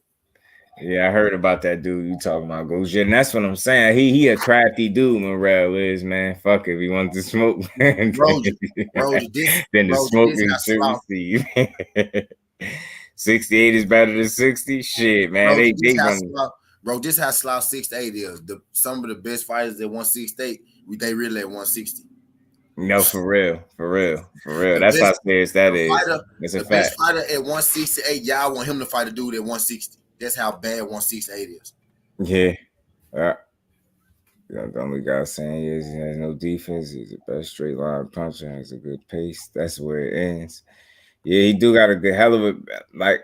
I just this shit that people clamor over now is like I've seen it a few times with David Benavidez in terms of the shit that he do in his performance, like with them combos and shit like that. And I'm not saying that I don't still laugh when I see him rip like mad the same punches and fuck you up. It's still funny, but I know that's a certain level of opponent that I think you're able to do that to. And I just think the top tier dudes is not going to be there to get punched in their face with 17 left hooks or uppercuts or whatever it was in a row. Like I just don't see that. So it's like, it's cool, but I've seen this before, and it's like, all right, man, if you do that shit against one of them top tier dudes, that's different, bro. Because like I said, man, you watched that fight the same way I did. Davis fought his ass back, and that's the kind of fight you get when somebody is gonna fight you back. And then you got people like a Morrell will get hit less than that. So it would, like, you know, with you throwing a lot of punches and with him being a mover, I would just like to see how them styles mesh, man. Yeah, Morrell with that left hand, he disrespectful. He has no plan B. I gotta watch the kind of the other fight. Nah, it's like no disrespect to him. Like, all right, dude, fight back. He throw that high guard and he kind of smile and he'll wave you in type shit. Benavidez, like it's like he be gauging your power like that, and he be cool with the back and forth, but it's not as crafty. Like I'm telling you, I think he'll have to dig a little deeper in his bag for Morrell. I really think that, even with 7 fights, if there's a fight next month, like I'm just being honest, I think he had to do a little more or a lot more maybe than what we've been seeing him do. That's all, to really win that fight the way he want, unless he just banking on catching him and knocking him out or some shit like that. Catch you, but if you move your head off the line, cut some angles, full counter, every single time, combinations are too repetitive. Nah, I do get like that. His body shots is crazy, and he made some improvements even though that fight was short. I think he concentrated on some things defensively. He got out of the way, used some upper body movement. And I know it was a dead man walking in front of him, but I still gotta give him some credit for some slight improvements. 60 GGG pissing me off. We're gonna jump him soon. Don't even worry about it. He coming to the States to fight. Jump his ass. I'm tired of Triple G. He won't fight nobody. Yeah, somebody was just talking about that too. As you know, they get on Charlo a lot, man. What y'all think about it? Kenneth Johnson was good, bro. How you feeling? I think what y'all think about this Charlo fight falling out, man? I hear people questioning the injury and they saying because of the ticket sales are so low or some shit. They said they basically gotta convince people to go to the fight type shit. Like nobody was buying that Selecki shit. Yeah, you know how it go. You know how it go whenever a PBC fighter though. You know, PBC fight, they gonna say it was tickets, but they can't wait to say that they were broke. Andrade just got hurt. Ain't nobody say his tickets weren't selling. Didn't nobody care about if his tickets were selling or not. We ain't even asked if he was really injured or not. You know what I mean? We just took Andrade's word for it. But when it's Charlo and the PBC, you know, a bunch of bullshit go come behind it, man. You know. Yeah. And I ain't even saying that the fight wasn't selling. I ain't saying that it was or wasn't. Yeah. But you get tired of hearing that all the time. Yeah, right. The same story. And it's like, all right, it's just like when you keep hearing them saying they going broke. Then it's like 7-8 years later, or however many years it's actually been. it's like, damn, at some point, like we gotta say, I might just be fucking wrong. You said that the beauty of it is they only been here 8 years, 7 or 8 so years. I was right around that time from seeing what I'm saying. Just look how they've been saying they going broke since they started. Bro, and I've been hearing it. But then you look around at the biggest that'd be a good fight. We talk sports. You look around at the biggest fights. Who put the biggest fights on? And this ain't me being no PBC fanboy, nothing like that. Yeah, it's just what it is. Who put the biggest fights on? Who got the hand in all the big fights? EJ, that Bud will destroy him on FaceTime. Oh, he did. So Floyd out here told Big Fish that Bud will destroy him on FaceTime, huh? Yeah, he tripping out here. He tripping, bro. Matter of fact, all right, man. No, keep that energy. Fuck that. No, keep that same energy. Yeah, he sure is. He gonna do everything you said. I just want to, not that everybody opinion matter, but I was just surfing through the web and I came across. Let me write that down. This. Based off of your Dennis Ugas performance, based off of the Sean Porter performance. They talking about that fight is next. Who wins? Terence Crawford, Errol Spence. I favor Spence. Not because it's sweet, but because when he starts that being persistent, like making you have to deal with his stuff, Bud is not going to be on some, he not going to pull no Floyd, bro. He going to stand there and fight him. That's why, like, sometimes when I say, like, Terence Crawford is not overrated at all. He is who he is on the chessboard. He everything that people say, but he's overrated to me in the sense of people be like, this IQ thing, like he's going to come outside and he's going to be like Floyd, or he's going to put on like he's going to box in that manner. He doesn't box in that manner. You see what I'm saying? And it like it's almost like sometimes because of the lack thereof, we having a guy that boxes in that manner, that he just by default get the credit for it. But that's not about to happen, bro. He's not about to come out there and be no magician, bro. That's not even how you get down. You know what I'm saying? If that boy hop on him like that, he gonna fight him back. And I don't think that's a good idea. That's why I pick him. I pick Spence. You know what I'm saying? But I think it's gonna be a good fight while it lasts. And I think somebody gonna go down. And don't get me wrong, Terence Crawford could possibly clip him though. I mean, he's Terence Crawford, right? You know what I'm saying? All due respect. But yeah, I just think styles make fights, and the way Bud is, like even when you see him when he be in interviews, when he be in face-off, I know that personality, bro. I think I picked that. I think that was one of the most non-biased like assessments of that fight that I heard somebody have. Like, and I'm like, man, the crush ain't even up here. I thought it crushed when I heard this dude talking like this. And when you talk about the IQ thing, Crush be hot. He be like, yo, y'all keep talking about this IQ. He'll be trying to hear that shit. That dude remind me of Crush talking about the IQ. Now people say Andre, but no American was covering. People didn't see it. They accused Andre.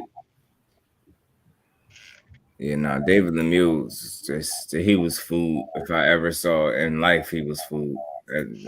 Real life food. Charlo 160 run has been disappointing. I can't even lie. Yeah, you know what? I hate the fact that that's what happened at 60, man. And then I know that a lot of the blame gonna get put on him, but it's like, what'd you say? I said, why has it been disappointing? Yeah, because I would say, you know, like me just being fair, man, like he can't make these dudes fight him, and he shouldn't have to chase and move up weight classes to fight and chase nobody. Like that shit just mind blowing. You know, these motherfuckers really won't get in that ring. And I just really think that's what it is, man. You could try to put it all on him, but nah, these motherfuckers talking a good one, but motherfuckers ain't getting in that ring either. Yeah, they do it every single time, and as the story get old, so it's like, man, I just hate 160 as a whole right now because they just suckers. Yeah. Charlo can He about to move up, though. He about to move up. He talking that move up talk. Yeah, let him keep that same energy. My bad, yo. YB was good, bro. How you feeling? They don't hear me. Yeah, I thought that dude assessment, his breakdown was he gonna download the data. Yeah. He needs to see Andre next. Somebody gotta fight Andre. Shit. This point. Hey, G5. Andre. Yo. Hey, who was that BF was interviewing today? I didn't catch his name. Charles Conwell. Oh, okay. Then we watched him last week on Pro Bellum like that Thursday. Yeah, I got you, Ghost.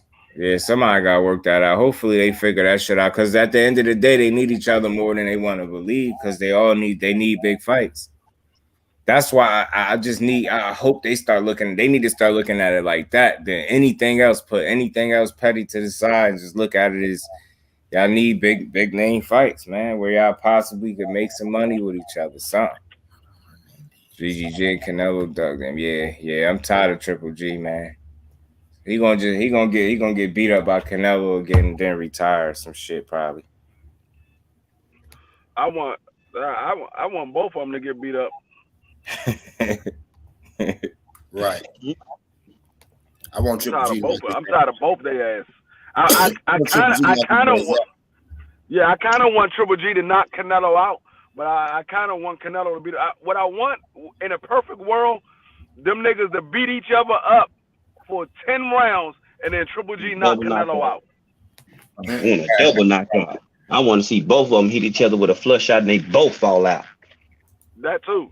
That would be the ultimate perfect scenario.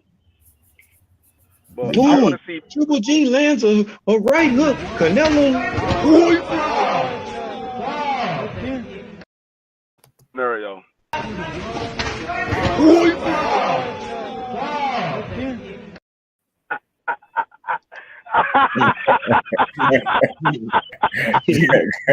That's different. Double KO. I said, yo, I ain't never taking that out. I'm going to just leave that right there, yo. So these motherfuckers act like Larry doesn't exist. Larry ass old, man, but he trying to have something left in the tank. He old though at this point. Charlo and Andre need each other. That's why I said, yeah, they do. They need each other. Put that petty shit to the side. I don't even want to hear about it no more. Just fight, yo. Win, lose, or draw, the people still gonna rock with Child, man. I think they need to put some respect on Charlo's name, man. That's why I just want to see him get a bigger fight so he could fuck somebody up because I think they sleeping on him. I think he fight to his level of competition, whether that be good or bad. Sometimes I really do. You know what would be? You know what I think though? It wouldn't even be fucked up. But what I think that fight will be so competitive that fight probably ended a draw. What fight? Charlo versus Andre. Oh, there's no telling shit, man. I think anybody Charlo step in the ring with, he rise or he fall to the level of competition. Yeah, that's what I was saying. Yeah. It's gonna be a fight. You know what I mean? Oh, it's a bigger fight. Andre. Why he started on Andre? Yeah, they got it. I mean, I want to see them dudes fight at this point because they need to, and it's getting to the point where ain't nobody else gonna get in the ring with they asses. So why not them two get in there with each other? Fuck it. It is what it is. It'd be all right. I just think people be sleeping on Charlo in particular. I think they know Boo Boo fight game. We know what it is with him, but I think with Charlo they really be sleeping, especially when they come to this David Benavidez shit. Because I don't know why people so sold that he'd beat Charlo with ease. I don't understand how y'all see that as an easy ass fight. I don't know why either. Just it's like, they just like they keep overlooking the fact that shit, the man is a 2-division champ. They don't see it as an easy fight. They just want him to do it. Hope he lose, so Home got to fight Canelo, so he get off Canelo. Yeah, that too. But yeah, I feel that too. But some of these fools really think that though. They really starting to believe that.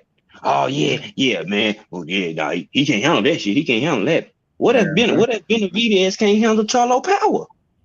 What if he get? You know what I'm saying? Like they only what pisses me off, they look at shit with the half the glass full. They only see it one way, and it's the way who they want to beat that fighter type shit. So you can, even if you want Benavidez to win, you can't overlook the fact that he can fuck around and hit that boy Benavidez with some shit.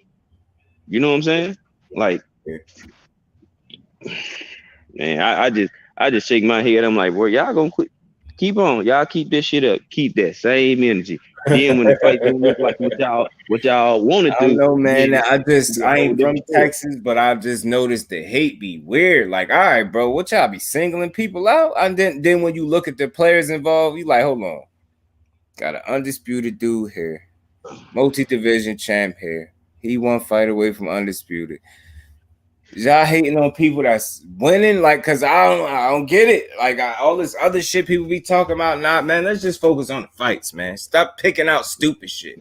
Errol Spence eating strawberries and like y'all weird, yo. Like, first of all, how the fuck y'all even be seeing some of these lives? What y'all got y'all post notice turned on? Like, what the fuck? Some of this shit dudes be coming up with. I'm like, man, I never even came across some of this shit until people start pointing it out. Just unnecessary hate, like weirdo shit. You can't nothing to do with boxing. Performance in the ring.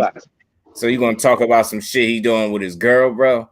Playing around, like, yeah, miss me with that, yo. So he can't do shit. That's why I say, man, they gonna keep winning because y'all hating for no reason. Charlo gonna stop Benavidez. I'm telling you, man, I don't think that's out the realm of possibility, man. I just remember him getting dropped by Gabriel, man. I'm telling you, Charlo punch a lot harder than that dude.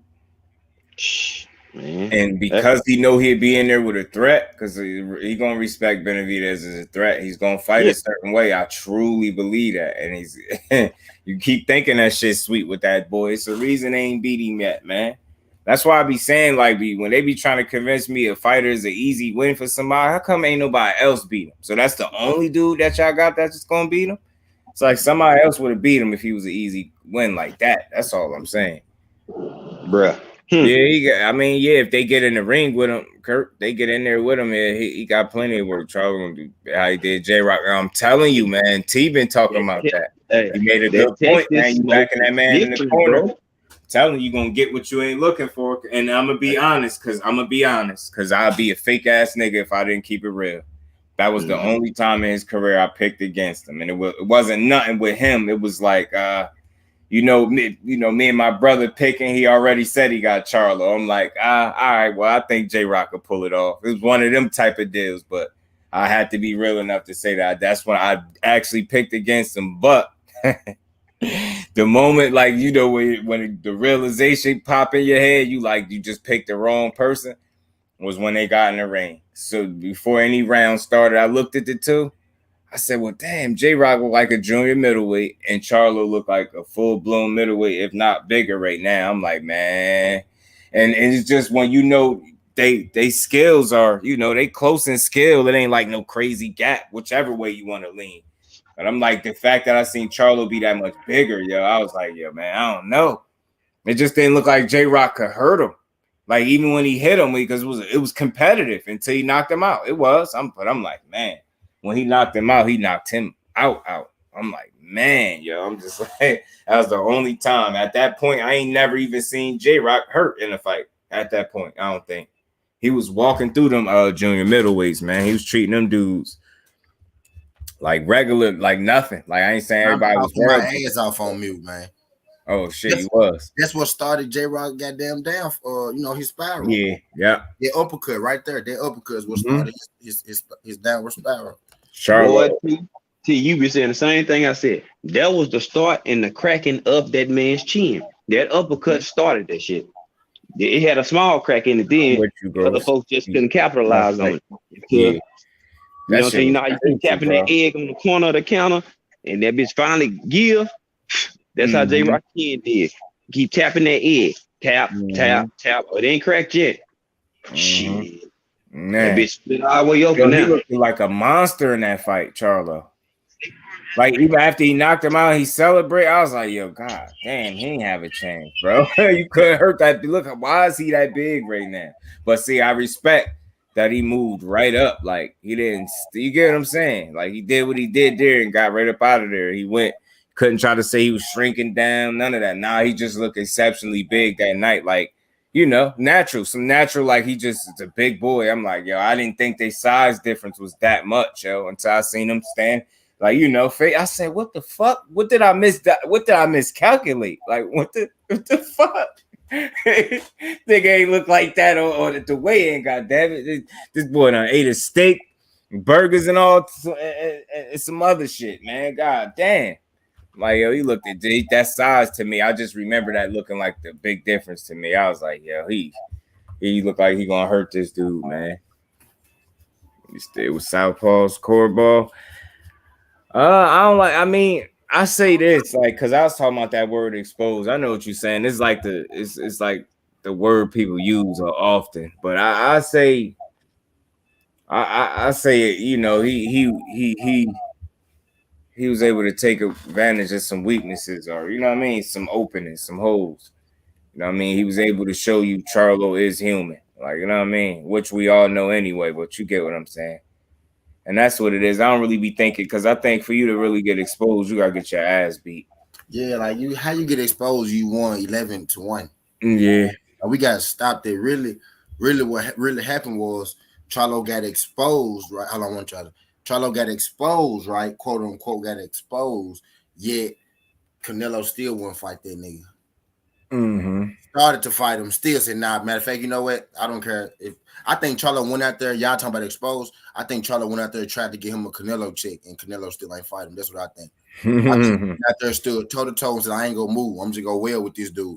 And it could be a chance that he just, I mean, I know it's professional boxing. I get all of that. But could it be a chance that he just wasn't all that interested in the opponent? It's like, you get what I'm saying? Fighting down to your competition, which ain't good. But at the same time, he's still good enough that even if he's doing that, he's still going to win. But I believe it's a flip side to that. He do it, but he got the curse, but he got it both ways. Cause see, I believe the better the fighter, the better he gonna respond. I don't know his focus. You know what I'm saying? The focus just be different. And like I think one of Charlo's best performances to me, and I think it went under the radar, is Derevyanchenko. When the pressure on, now he beat that boy up, man.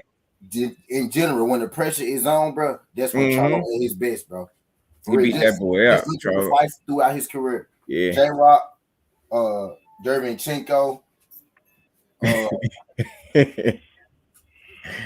Just whenever he needed to pull one out his ass, he did it 11-1, 12-0. You see what I'm saying? Now Andre is another one that I consider like a matchup nightmare because he's so Jamal go get hit with some shit by David and he ain't gonna move like y'all think he gonna move. And then he gonna hit David ass with some shit, and that boy ass gonna get the wobbling. Y'all gonna be surprised. I'm telling you. Now, Corball was landing some shots and shit like that, but I think what you seen was more. You seen a fight. You seen the rounds be more competitive than what you used to seeing them. Dude was still winning the rounds, and Corball was still losing them. Like he was competing in them bitches. You get what I'm saying? That's just one of those fights. Check the stat. I mean, check the numbers to them cards and shit, man. He beat them folks up. Man, Johnny Back could beat Munguia ass right now, bro. Right now. That's why he ain't fighting him. That dude gonna pad his record until he can't pad it no more. I'm sorry, like, and that's what I meant to bring up because they be on Charlo. They be on Charlo ass, but ain't nobody saying nothing about Munguia. That boy got 39 fights, and he just coasting. He ain't got to fight nobody, huh? Tired of his shit. I'm tired of his shit. Like, I'm really tired of his shit. Yeah, Johnny Back really nice, man. I like what I seen from him. Yeah. I want to see him. I want to see more of that dude. I want to see just how good he is. Yeah, he can fight. Don't get to asking you. Don't say you want to see more and see how good people is. They gonna say you hate him like they say I hate anyway. Can't be asking. Yeah, why do they think that? And like, why we can't keep it real no more? Like, he an offensive demon. Like he'll fuck you up offensively. But we all know the higher you go in level, and we expect that he's going to continue to rise in level because he continue to win. So it's only natural that his competition is going to get steeper. And if defense is something that you continuously lack in fight after fight after fight, you're not going to just get it all in one fight. You get what I'm trying to say? You're not going to just all of a sudden get it in one fight. And you're going to run into somebody that can as a demon on offense too with you. You get what I'm saying? And they're going to be busting your ass. Carl was good, bro. Appreciate you for sliding through. How you feeling? Okay, Savoy got smoke. Yeah, Julio Cesar Chavez used to fight his ass off. Justin Fan was good, bro. How you feeling? I really don't think Ray Johnny Back, Andre or Charlie beats all of them. All of a sudden, he was trash. Yeah, Yeah, but I think I say like Roger, I don't know how much of him you've seen, but the little that I seen from Johnny Beck, that's why I say I want to see more. That dude could fight, man. He got some pop. I like his punch selection too. I like how he fight, man. He can fight, man. You could tell when somebody could fight. Yeah, you could just see it. Like he got some fight game with him. And Gibbs fighting Jimmy Kelly. I'm tired of y'all. Y'all want to jump? We can jump, man. Gibbs. You stopped that 154 against the quarterback from the Bills. Dominated from so yeah, he crazy. Yeah, I'm tired of Mungia, bro. Fighting the Bills quarterback from the 80s and shit. What's wrong with this man? Mm-hmm. And this y'all king, y'all, but y'all want to talk about Charlo. Can't stand you niggas, man. Yeah, Andre getting there with what's the name? He gonna beat him, and they know that. Canelo definitely ain't beat him right now. That's why I mess with who I mess with, because they get the picture, man. Y'all niggas don't get the picture. Mm-hmm. Cool ball fights and Jamal also wanted to see his brother. I think it did. I think it bothered him. I definitely did. I think it did. Because they some emotional dudes anyway. And not in a bad way. They just, they close. So if he does don't impress me, I think Andre Charlo Morel beats him right now. Yeah, you we ain't in we the minority when it comes to that, Kurt. Because I don't think a lot of people think he in the real deal. What you think? Who you think beats him? And Newey, we was just talking about him. I just think what the problem that he might eventually run into, and it might be a little while before he run into it, depending on who he fight, is being so offensive minded that he don't really worry about defense. And I think it's going to be a fighter, because I think it's safe to say his competition going to increase because he continue to win. And if I understand the kind of fighter he seemed like a prideful fighter, like he don't mind taking the challenges. And I think at some point somebody going to test him.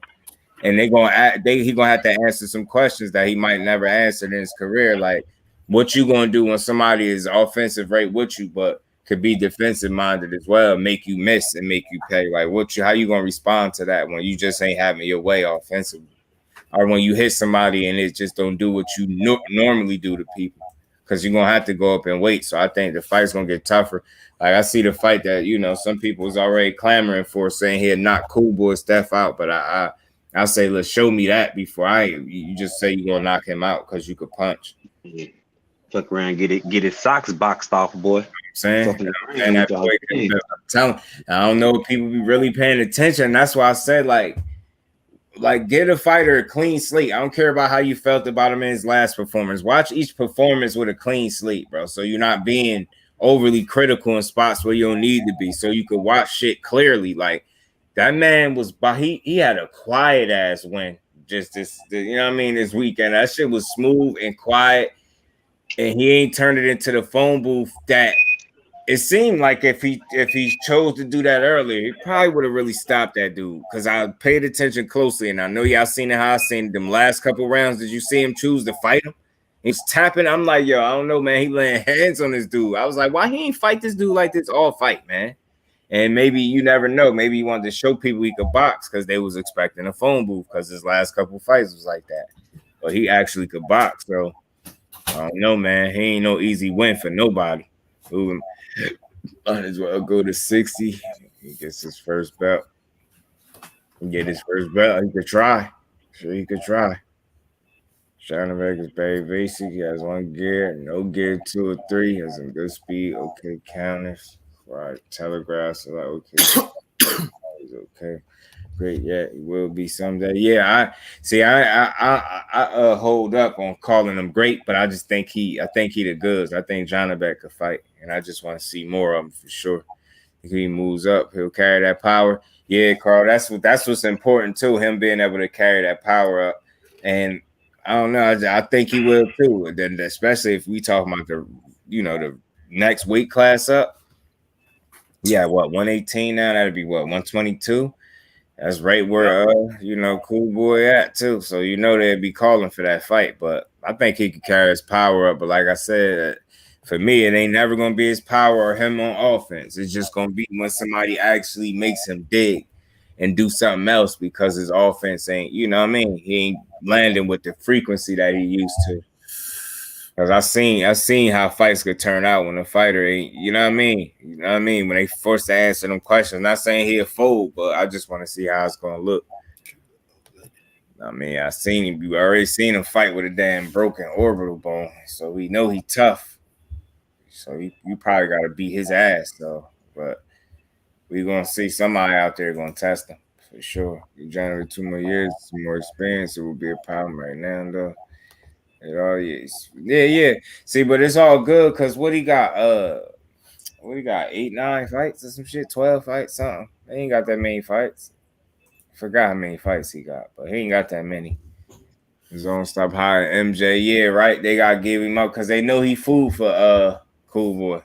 That dude ain't beating Cool Boy. He 10-0 with like 7 knockouts. He ain't beating Cool Boy. I went up and down his resume. Nah, I don't think he beats Cool Boy. I think he get him fucking belts took, and I think they know that. So to answer that question, I think that's what that is. Guys probably seen him do that. He's improved a lot. He's good. He's just see. So we're in the same boat. Go see. He definitely could punch his ass off, and that's what I say. He just and now I only question that because it's only realistic to think. Like you try to look at the most glaring weakness, and you would have to say. It's not his creativity offensively. It's definitely not that. It's just being so offensive minded that he abandons defense, and then his offense is his defense. Like I feel like when you at the elite level, your offense need to be your offense, and your defense need to be your defense. You get what I'm saying? You gotta be able to do both. You know what I'm saying you can't just rely on one to get you out of the other. And the same thing goes for the defense. Like when you not that offensively creative and you good defensively, somebody gonna catch up to you because you ain't gonna be able to slip punches without offense for a whole fight. Like somebody gonna make you fight. Or you gotta lose on the cards. Seen too many times. You was born. Seen too many times. That's true, bro. I was thinking, bro, like look at it. Like Cool Boy is defensively sound. You're not gonna be able to walk in on Cool Boy and think you just gonna hit him just clean like that. All night or whenever you feel like the fuck you want to. You know what I'm saying? Like as you go up, his power might carry. Yeah. But how much can you take as you keep going up? Yeah. Everybody has a cap on how much punishment they can take or how much shit they can take in one single shot, bro. You know what I'm saying? Like we done seen people move up and they punch resistance was cool at the lower weight and they go up 5 pounds, 7 pounds. You know what I'm saying? And they get up there, they like, damn, shit different. Like somebody to say that he just gonna walk through Cool Boy. You don't know shit about boxing in my motherfucking Roger Mayweather boy. Yeah. This nigga can fight on the inside and box his ass off. He can box his ass off better. He can fight on the inside and he fight on the inside damn good. Yeah. Like y'all got the game fucked up if y'all think Monster anyway finna walk in there in a ring with Cool Boy Steph in his division and just walk through. And the thing that Monster anyway has been fortunate in terms of like don't nobody punch like him, so he ain't really had to worry about. Yeah, he ran into a Donaire, but just not at the right time for Donaire. You know what I mean? And even though that first fight was a war, but ultimately that second fight happened too many years too late. So he, usually he's gonna be the harder puncher, but he's been fortunate to that degree, but I think it's only safe to say as you continue to win, you're gonna step it up in competition. You're gonna want to challenge yourself. Somebody gonna have an answer for that shit. You're gonna need more than that power. And I ain't saying he's only that, but that should definitely be bailing him out. If ever he in trouble, that shit, man. You see how quick work out of doing there in his rematch, man. Like he can fight. Don't get it twisted. There ain't too many people in them lightweights that's punching like him. Not like that. Not like that, bro. So he's a little fortunate when it comes to that. Like he can get out of some shit. Like he got kind of. I ain't gonna say he got a kind of like a Tank Davis effect. Okay, yeah, you could be getting a little bit in, but then you fuck up and try to stay in the phone booth too long. Bam. Good night, out of there, bro. You know what I'm saying? Donaire was talking about his power. It's cool that we talking about this because I had just watched. I'm brushing up on the interviews, trying to see what be going on, and he was saying like when he got dropped in this one, he said he just looked and he seen the fucking ref counting. He like, yo, what? Like, why are you counting? he said, yeah. In his mind, he looking at the ref like, yo, why is you counting? Like, yo, did he knock me down? He like, yo, what? So he looked over at his wife. She like, yeah, get up, put your hands up. Like, he was like, man, he didn't even realize. He said he just clipped him, man. He's like, God damn. Like, what the fuck? I'm like, man, they knew he out there punching, disconnecting your senses for a minute, man. Yeah, Mel fighting Mel at this point in his career, I think he could scrap that rematch for right now, man, until he get back into the mix. And again, man, I say this, the most frustrating thing about that Lubin loss is not just that he lost, it's how he lost, because he walked into there. I'm going to keep saying it. I heard somebody say he didn't have the boxing ability, this and that. I disagree strongly. He went into that fight the better boxer. He just walked out of there not showing that. And he obliged dude too much. He fought him at what he liked to do too much instead of mixing it up and making him earn it. He was right there for him. So he did half the fighting for him by being right there. Like, you know what I'm saying? You got more skill. You got a higher IQ. You just didn't use it. You know what I'm saying? It's like, that's how I look at that. I don't see Fundora being a better boxer. None of that. I just think you fought that young, big, freakishly tall motherfucker, you know what I'm saying? And you did too much of what he liked to do instead of what you should have been doing, which was mixing it up. Because there's no way that could have been the game plan to fight him in the pocket like that all night.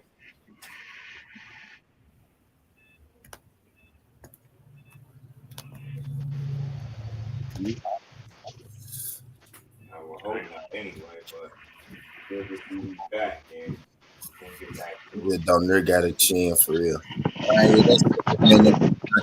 They really set him up to get knocked out the first time. But anyway, I have enough. Yes, right.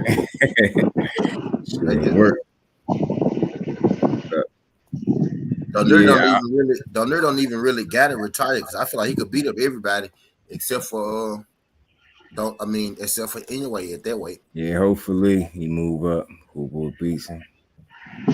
Who need to move up? Anyway, Rick Johnny coming soon in theater in Japan. You a fool, okay? Anyway, should go out to better be able to prove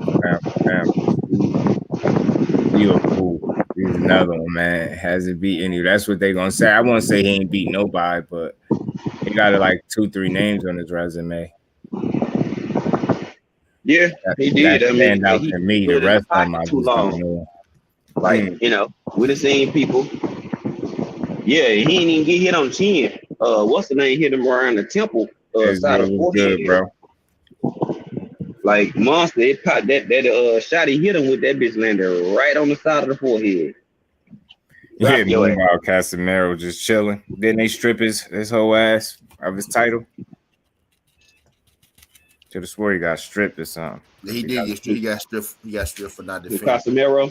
Mm-hmm. He got stripped. Yeah, I remember him and Donaire was gonna fight.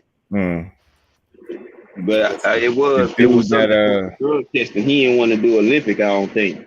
Or some shit like that. That's what it was. And then he got smart with Casemiro's wife because he ain't want to do right. Yeah. They had real live beef outside of the ring during that time. Like them niggas like talking heavy shit like, bro, nigga, fuck these gloves in so many words. Nigga, you just respected my wife, yeah, nigga. I beat your ass. Ball up.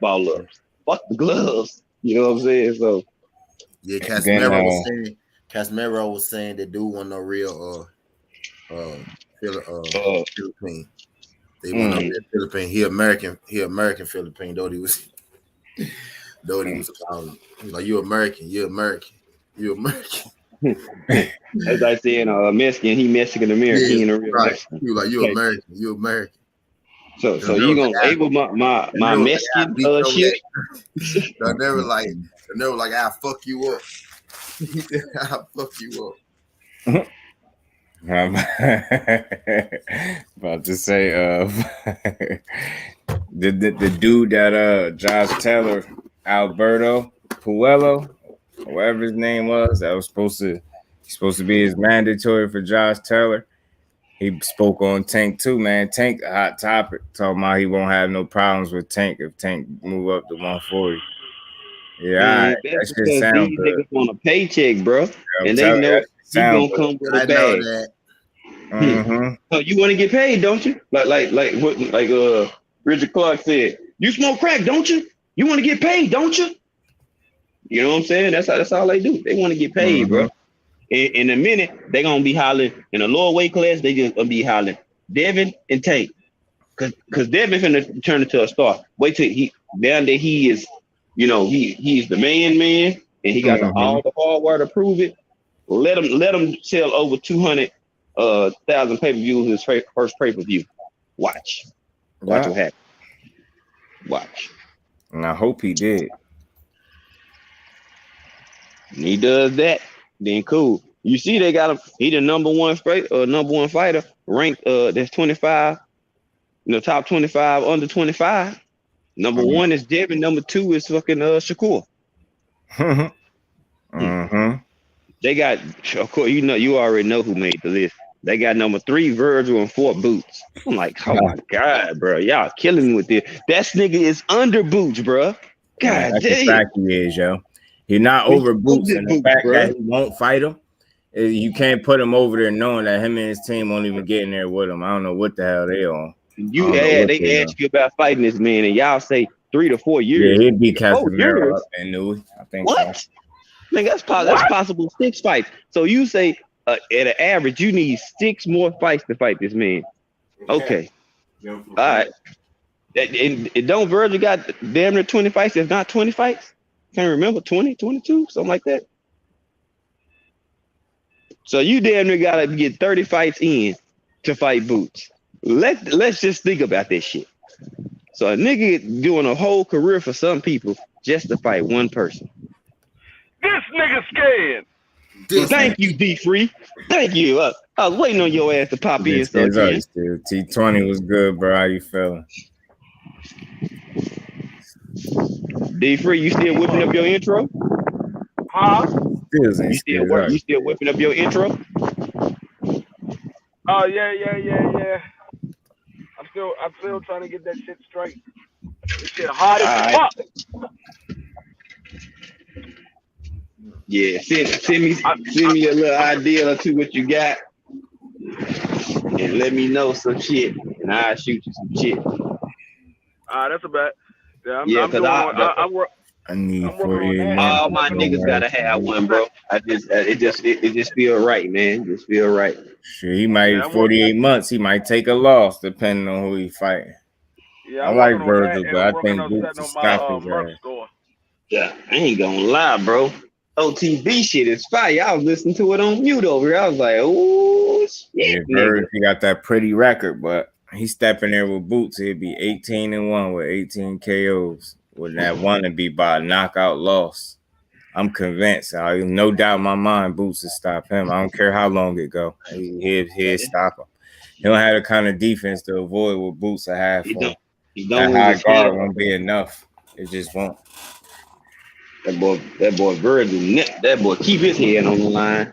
Like he want to fight like in a style like similar to Errol Spence, but you got to at least be a little bit more defensively sound than that, though. To actually, you know what I'm saying, get it. I've been hearing that. Who fighting Avanesian now? Ain't he fighting Avanesian now? Nope. He pulled out. He fighting McKinson again. Oh, you not nah. You're not serious, right? Pulled out. Nah, he dead serious. Are you fucking kidding me? Somebody said he was going to do that. I'm glad you said something. Let me write that down. Talk about that too tomorrow. I'm really glad. Yeah, he pulled out. I wish I remember who said that. Somebody said, yo, he gonna pull out of that fight. He gonna fight. He gonna fuck around, fight McKinson anyway. And I'm like, even after the dude just got his ass beat up, didn't he lose or did he win? McKinson, he lost, didn't he? I thought he did. That replacement fight. No. That's a different dude. We talking about different McKinson. Yeah, McKenna. Tyrone McKenna is the one that beat up. Yeah. So McKinson, did he win or lose his fight though? No, he ain't have one. I don't think he had one. Then he have a replacement. I thought somebody, and he looked shitty. He won easy. He won easy, I think. But he won, and he didn't look impressive or some shit like that. Some shit they were saying. McKinson did. He just didn't get a knockout. Like he ain't knocked dude out or some shit. This boy Virgil is gonna run into some shit here soon. Just wait. He gonna fuck around and fight Conor Ben and lose, bro. Shit like that. I'm just keeping it in the book, bro. When you first off, you and that dude had to find a replacement. Then you get another fight, and then y'all pull out that motherfucker, and you go back to your original replacement fight. But guess what they gonna do? He just honoring that fight because they were supposed to fight anyway. Get the fuck out of here. Nah, he see any type of pressure or anything that don't look like they can get an easy win. Oscar them pulling the fucking plug. Not yet. Damn, but we in this time. You're gonna fuck around and try to get to that 24 fight and try to fight Boots, and he gonna starch that man in 3 rounds. Cause he's steady trying to build. Y'all just nah, that's too risky. Nah, don't give Virgil that shit. You know what I'm saying? So I don't know, man. Like Virgil, he can fight, but man, I'm telling you, my damn report is still out on a lot of these fighters, bro. I ain't gonna lie to y'all. A lot of people giving a lot of people these niggas credit. They good, and it stops right there with me. You just good. Yeah. That's it. Yeah, that's about it.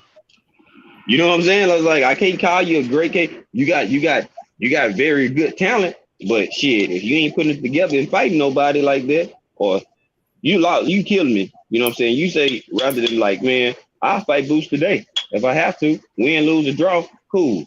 People would accept that. Nigga, you saying 4 years, like, bro, come on, fam. Like, man, miss me with all that. Guess what? That sound like a Manjana talking, boy. Sound like that Manjana talking.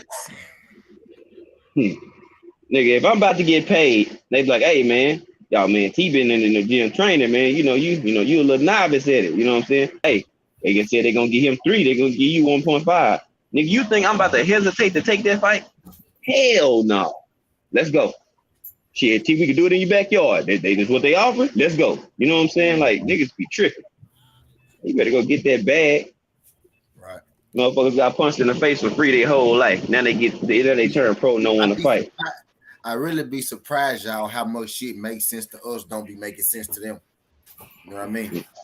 Like, man, shit make perfect sense to us, but why it seems so hard and difficult for y'all to understand? You know what I think? I think they know it makes sense, but they want to rock with their narrative, like the shit that we put, throwing back at them don't make sense. They purposely know we talking and making sense. They just want to act like it don't make sense, so they ain't really got to acknowledge the shit. Like, it's weird as fuck. The energy is weird, bro. What's wrong with these, man? Who raised these niggas these days, bro? This is a different breed of dudes out here, bro. Tell you, these weird these days, man. Emotional, whiny as hell. You say something about their shoes, they got to go press the live button and shit. Like, golly, man. Beta males. Right. Anything you say, I'm like, my nigga, will you shut the fuck up? Live on their prospect as it chose on too soon. I mean, promoters gonna do whatever is best for their pockets. If that mean oversell the star, they do it. They don't give a fuck. They run that shit as far as they could. Hey, if they gotta keep the training wheels on somebody's career, they gonna keep them hoes on. Say they don't care. Long as they gonna make money off of you and you still, you know what I'm saying, relevant, you good. Yeah, well, all you're gonna do is end up stagnating this fighter's growth by pampering them. You're gonna stagnate their growth and get them beat in the long run. Now he probably could run up a check or two while he do it, then he might be cool with it. Promoters don't be giving a fuck. And these fools had the nerve talking about we want to see Virgil fight Errol Spence. You want to see him get zipped up? Boy, I want to. They people like they had the nerve. It's gonna be a good fight. No, it ain't. Shit.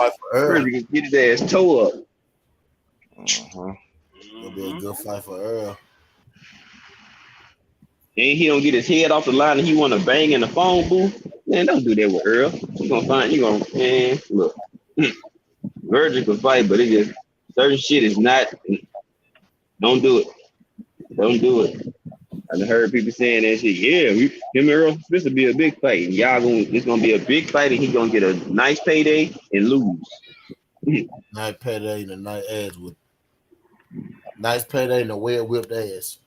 Hell yeah. You ain't lying about that. His style is tailor made for Earl. Oh, you want to sit here and bang in front of me? Oh, you fool. I don't even recommend too many people to sit there and bang with Errol Spence. Even the pros that say, don't sit there in front of Earl. He's gonna whoop your ass. Yeah, you better not. You see what dude said in that interview, though. He broke that down. I thought that was a non-biased breakdown. Like, he said a lot of this shit. Said a lot of the shit we said, man. When he make you do the shit he want to do, it get difficult then, man. And then, you know, like he said, he not going to just pull some Floyd Mayweather shit and start fighting like Floyd to get away from him. He going to fight him. He just don't think that's going to be a good idea. You see, and Earl already know what his little favorite go-to combo. He'll throw a body shot, and then he going to back it with an uppercut. He been doing it. Mm-hmm. You know what I'm saying? He tried to catch you coming in. That's the way he caught Gamboa. Ran right into a leaning uppercut, and he was throwing the hook afterwards, just in case it didn't drop. Yeah. I'm like, you don't know what you're talking about. Go pull it up. Go look. Think I don't know what I'm talking about? Guarantee you. I done watched that clip in the last couple of days, millions of times. Yeah. They don't get it though. They don't get it.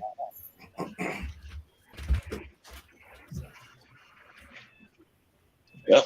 What clip you talking about?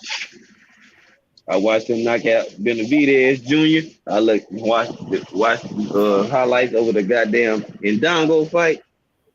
Oh yeah, it's study time. You know what I'm saying? Oh yeah. So if it go down like it's supposed to, oh yeah, wait till my breakdown come out. Oh boy, I got y'all. Got you covered. I don't know about y'all. I'm rolling up my first blunt of the day. Lord. I got one in my hand. I just put it out. I'm getting ready to fight back up in a second. Oh, I got one right in front of me, fixed right up. Nigga, I done already put one in the air. I'm about to work on my already, my nigga. That's what I'm talking about. We gotta catch up with you, G Breezy. Oh man. That nigga said, hey, that nigga's late, man. Hey, say this morning, boy, me and D3 was cutting the fuck up over there on my shit. Oh my god, bro. Say that nigga Clarence is the fool, dog. This nigga Clarence was on a tricycle circling the parking lot trying to catch shoplifters. That nigga boss come out like, hey Clarence, yeah, I need AG5. I gotta go, bro. I gotta go. Look up, this nigga that's standing in the parking lot. This nigga got a lighter, like he going to go take a smoke break, and he don't even smoke. Nigga outside just cool breeze. That nigga come out looking for his ass. What he do? That motherfucker was on that motherfucking tricycle. Hey, Clarence, I need you. AG5, I gotta go. That nigga was pedaling fast as shit. Man, I laughed my ass off. Oh man. Hey, we had fun roasting up. Then this nigga at somebody's house doing a job. He halfway in the attic, halfway hanging the fuck out. I said, wait a minute. I said, nigga, get your ass in that attic, bro. I said, man. I know why you don't want to go to that attic. Cause that evil ass raccoon up there. That's how you it was eating your goddamn hair, swiping your hair. That's why you had to get your hair cut. You know what I'm saying? That's how he lost them motherfucking braids. The motherfucking raccoon was pulling his hair out, making a nest. I lost a bad bet. Yeah. This nigga just said the raccoon was pulling his hair out, making a nest. That nigga cut the camera back on and looked like some bundles, bro. No, the nigga cut the camera back on and looked like a skinny ass bookman. I was dying laughing. Had the flashlight on his head and everything. Oh man, that shit was funny as shit. Then he'll leave, then he'll come back. Hey, I'm back, y'all. I'm back. Like, all right, nigga. You saw when the nigga put his head up in the motherfucking attic and the nigga shook his foot.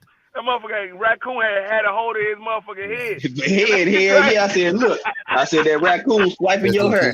Every time you look up, that motherfucker gone. Every time you start working, that motherfucker just nibbling, snatching that goddamn hair. This nigga ain't never getting knocked out, dog.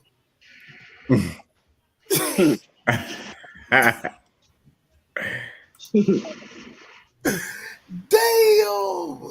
He ain't never getting. I bet you ain't never been knocked out. Mm-hmm. And he ain't never been knocked out either. And you not knocking him out either. Man, pumpkin head looking at. Yeah, I'm telling you, that fat ass head. The hills who have eyes thing. Yeah. Y'all see this? Nigga, look at this alien head. Wrong turn looking motherfucker. Yeah, hey, you ain't lying. Wrong turn too. Goddamn. They look crazy, little motherfucker. I'm looking at these fights and shit for my business shit this weekend, Friday and Saturday, bro. I came across this nigga. That nigga forehead on clenbuterol, boy. Bro, this man, the top of his head is bigger than the bottom piece of his face. Yeah. Damn. Bro, how is that possible, bro? That nigga taking head injections. That nigga look like a reverse. That nigga like a reverse clone head. I bet he's the smartest nigga ever. I bet he's the smartest nigga in the world. Hey, this nigga. Hey, that nigga look like Krillin off Dragon Ball Z with a little fade on the head. Get your Piccolo looking ass on. This nigga was always one step ahead of the game.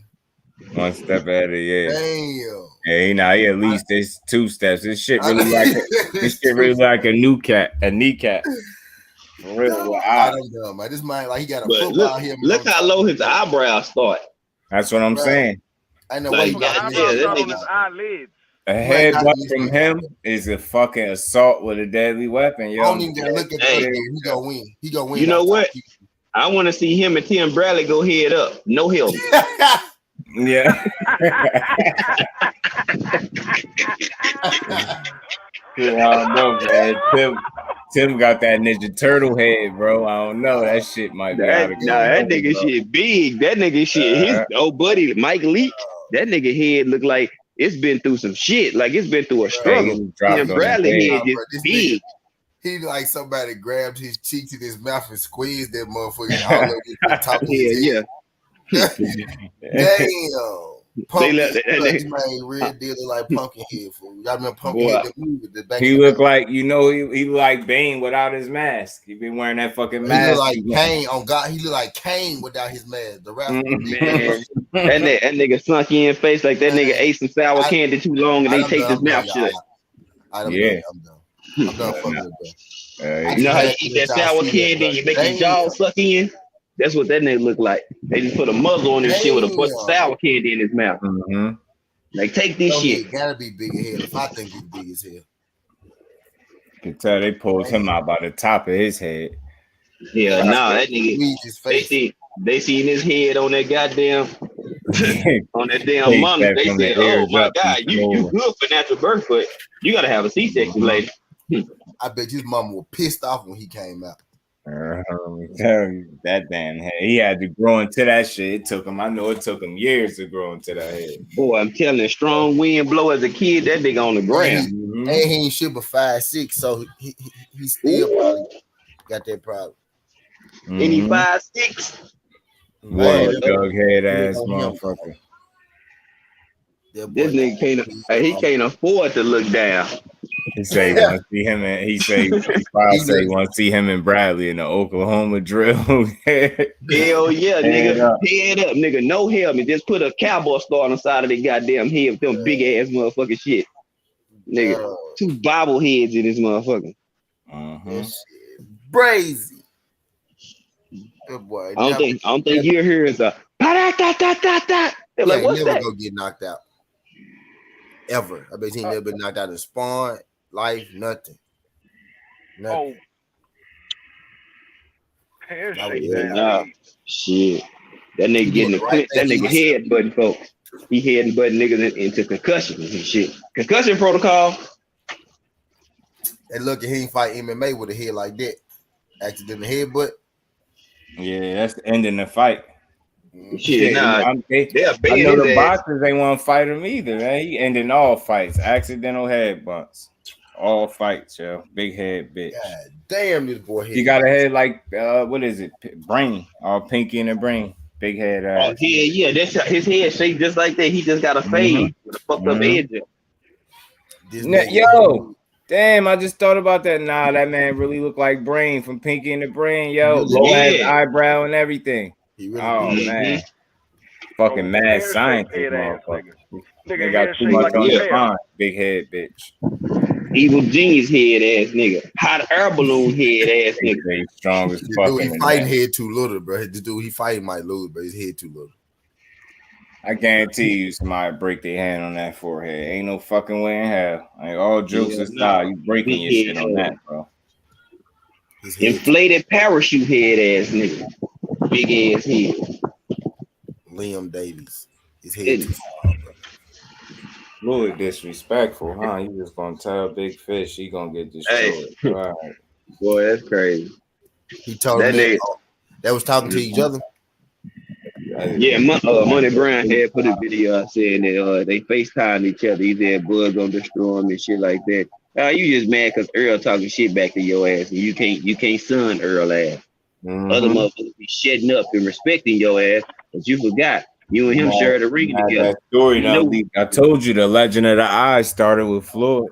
With that black, it all started out as giving one nigga a black eye.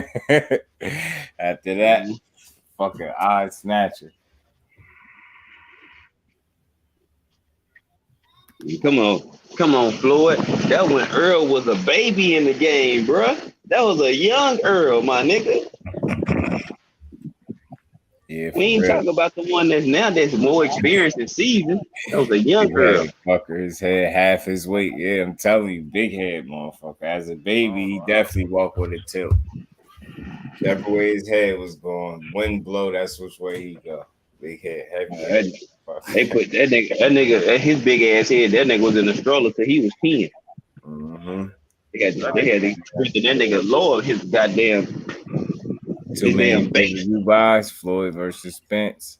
Some type of way he tried to generate some excitement by doing that. He best believe he did that with a motive tonight. So if that nigga headbutt somebody, he got attempted murder charge. Yeah, I'm telling you, damn right. Telling you, assault with a deadly weapon. That's different. One time, T. Back. That nigga head with back. Them big ass backs that used to. That nigga got a head like mass destruction. That nigga be what was my cartoon? Bobby's World head ass nigga. Big head ass. That nigga need to be cautious of where he move that motherfucker at all time. Hey Arnold, hey football head ass nigga. That motherfucker need a beeping sound on it when he move that bitch. Dump truck head ass. That nigga needs something. You know how them folks be riding them bikes at night and they got that little blinking ass light? That nigga need one of them hoes on the back of his head like a GoPro or some shit. That nigga know when you walking through this shit. Yeah, Floyd better not try to don't fight Spence right now. Fuck no. That shit that you did against that last homie, that shit ain't gonna work. You good for your age, but that shit ain't gonna work, son. That shit ain't gonna work. This young motherfucker gonna be. That shit ain't gonna work, so you gonna have to do something else. Floyd won the boxing. We go neutral. We go there. Vegas or New York. And then when I stop him, they'll say he's too small. Hey, so when I stop him, y'all gonna say he was too weak. On my mic. And he stayed at 147. He will not stop. He will not stop. Okay. Crazy. Careful what you're smoking off. Ask me, who the hardest been hit by. Hey, look, every person that you name, ask him what I done did to him. Ask me who the hardest been hit by. It don't matter. If you drop him and I dropped him, what that mean? They both got dropped. Hey, so where's that? You said what? Where's that same energy, that same conviction, that same confidence, that same shit right there? He don't talk like that now. He do it when they ain't around, but he don't have that same type of vibe and energy. Like he felt like he was top shot of them. Yep. Damn, bro, that's a whole different energy there. I'm like, bro, y'all don't see this shit? Like bro. Him now and that Bud, they two different people, bro. Two different people. Yep. He was confident then. He all in everybody. Man, that's fat. That's fat. They said that ain't muscle. That ain't muscle. You lighten the ass. Knock your ass out. What you talking about? I knew he was gonna be here. And you knew I was gonna pull up. That's why I came. Did you know I was gonna pull up? Oh God, I knew he was gonna be here. Did you know I was gonna pull up? Hey, where you at? Did you know I got a text message? 3 o'clock. And you got a and you got a FaceTime for me and you didn't answer. I don't know your number. But now you know. Save it. Don't talk to him. Tell your nigga to be quiet. Talk to me. Don't tell your nigga to be quiet. Talk to me. Tell your nigga to be quiet. Talk to me. Tell your nigga to be quiet. All right, now you talking to me. Tell your nigga to be quiet. Back to what we was talking about. Whatever. Try that body shot shit. I'm gonna stop you. I'm gonna stop you. That shit gonna be easy work. I promise you. I'm solid as a rock. We seen you get wobbly leg. We seen you get wobbly leg. Then what? We seen you. After that. It don't matter. After that. Wait till I hit you. Sorry. You gonna look like Benavidez. You. Yeah, one leg. You gonna look like one leg. Yeah, one leg. I'm gonna make you do stanky leg. What you wanna bet on that? What you wanna bet on? You can bet 100,000 on that. Let's bet $1 million. Easy. Let's bet $1 million. You getting that money, right? Easy. Let's bet $1 million. Easy. What are you talking about? There it goes. We're talking crazy. He got his number. Well, let me tell you. I ain't got no options for y'all. The smartest thing you can do is to stay away from Terence. That's the smartest thing. You're a legendary promoter. I like that. Yeah. You heard you Spence crutch with his head. Said, what you smoking on? He asked Crawford, what you smoking on? Somebody put a picture of Tank Davis and Devin Haney. They took half the face and put the other half with the face. Them motherfuckers look like they could be the same person. All light skinned niggas look alike. Look at this shit. Them motherfuckers look like they could be the same person. I wonder how many light skinned niggas I just offended in the chat. Yeah. I got that on my thumbnail. That shit. We talk sports in the chat. No, he offended. Yeah, I used that one on my thumbnail. Then I put another one of Tank and Haney on the. Yeah, I enjoy watching that shit. I got the same thing for Crawford and Spence. I enjoy watching that shit. They mad because Errol Spence got better with his comebacks too. They mad now. Errol Spence got all the comebacks. Hey, you know what hurt their feelings, bro? That the fact he stopped Ugas off a layoff. Yeah, I can't wait to see either. Yeah, they mad at that. They mad about that, bro. That shit make their balls itch, bro. Them niggas can't handle that shit.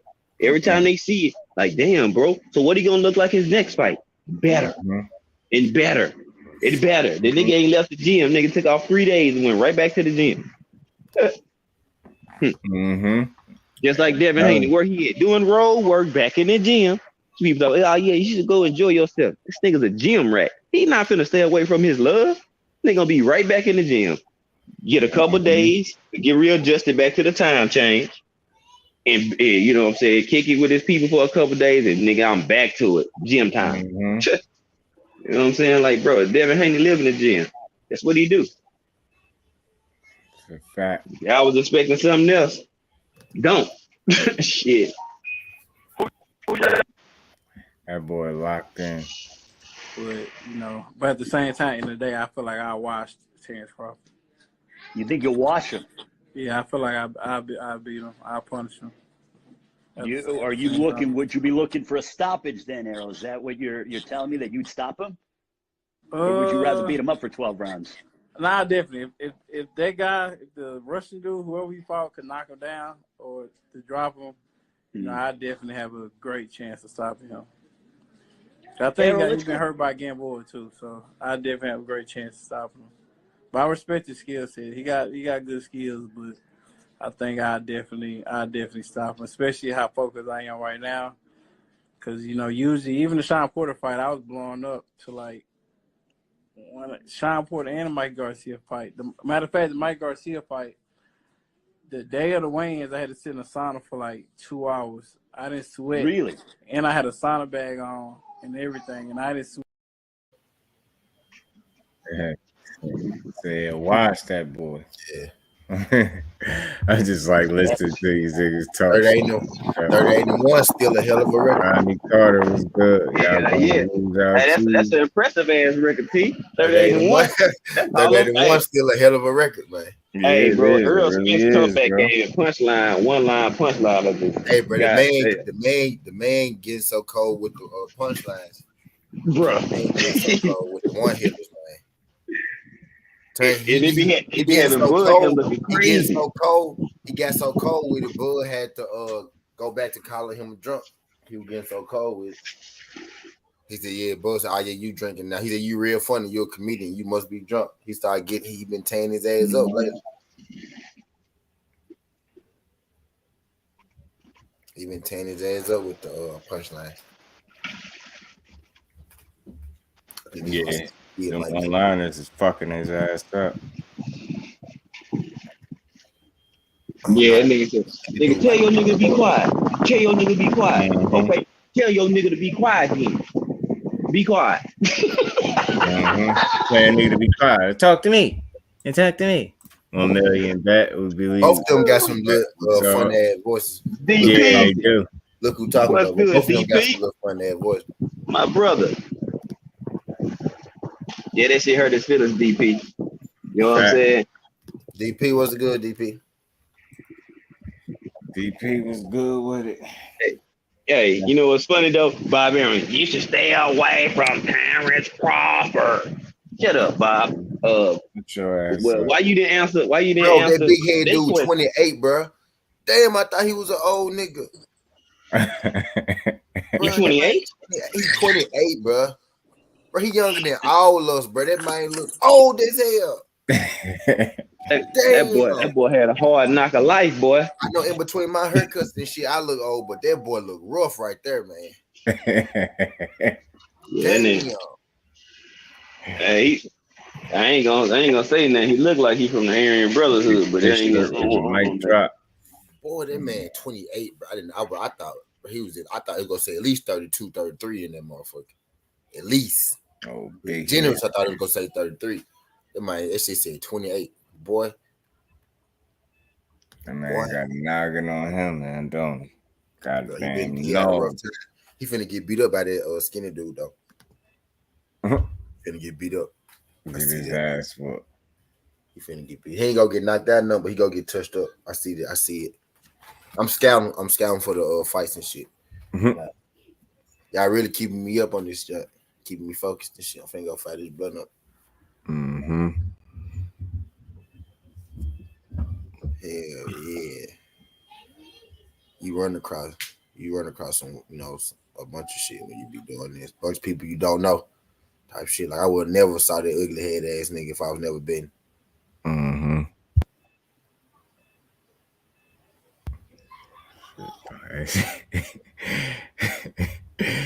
Big head ass motherfucker. For real. That my head extremely large. Oh man, y'all seen that video with that dude that locked this girl in the bathroom and did that Candyman shit, how scared she was. Yeah,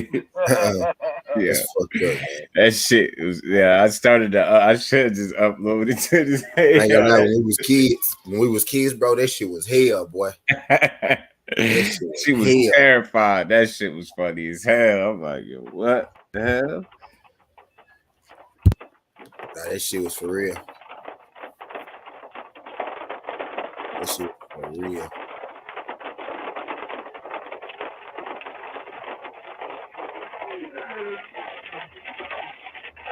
Yeah, she wild for that. That broke her shit trying to look good. Seen the video, the lady in the video trying to say how she worked out for her body, and I think it was a little boy. He said she had got surgery and shit. Said she was lying. Rolly on every punchline before he fought Tank Davis. You see what the end result was. Really talking about punchlines on the channel though. We laugh at the little back and forth banter between them two. That shit is funny. that's all we got until we actually get them in the ring or on the lead up until they start talking more shit. Fight because EJ will beat him down so bad. Yeah, them one-liners, they'll be killing him, man. Be killing Crawford. And his responses, why not, was good, bro. Candyland, I'm telling you. Come back and see when your catch is ready to announce the fight. Yeah, I know Bob can't talk. He's got a horror movie voice. Yeah, he do. So his Bob ass terrible. He said that, the right thing to do is stay away from Terence. Shut up. He's going right at Terence. You know what I'm saying? Right at his ass. Full speed of hit. Oh, Junior, they don't know what time it is. T-Bug Crawford. Yeah. Everybody know who the champ is at 146, who the king is. And he's too small. He's too small. He little. He light in the ass. Hey, look. He light in the ass. Ain't nobody say Floyd was light in the ass. He's light in the ass. You're not Floyd. You're not Floyd. Not Floyd. Not Floyd. That's my boy be talking shit, man. This shit funny, man. Nigga really compared himself to Floyd. Like really compared himself to Floyd in front of Spence, like he gonna let this shit slap. He called Bob Bam Arian Vanguard from Blood In, Blood Out. Floyd gonna be sad to hell when Errol Spence knocked Terence Crawford out. He did that to bring some attention to himself or something, yo. He need to call out Floyd right when he knocked Bud out. Floyd, you next. Because you know what? I believe Floyd gonna think Terence gonna win when he put his money down because he always bet. Say you don't. That's what I'm saying. So y'all put your money down. It sound good. That's why I say he just trying to bring attention to himself or something. Yeah. He told him, he said that shit quick too. Smoke, Junior. They don't know what time it is. T-Bug Crawford. Yeah. Everybody know who the champ is at 146, who the king is. And he's too small. He's too small. He little. He light in the ass. Hey, look. He light in the ass. Ain't nobody say Floyd was light in the ass. He's light in the ass. You're not Floyd. Not Floyd. Not Floyd. He said free smoke. You is not Floyd. Not Floyd. He killed me with that Free Smoke Jr. shit. Yo, if you heard him, yo, it's Free Smoke Jr. Yeah, they Earl funny, bro. Earl funny as hell. Earl funny as hell, yo. They some funny dudes, man. Well, I mean, I can expect it. He a fellow Pisces brethren like myself. You dig? So I get it. I get it. Funny guy, man. Them dudes, man. His birthday 2 days before my shit. Not Floyd. Yeah, you're not Floyd. You're not Floyd. Man, that shit was funny as hell. You're not Floyd. I need no.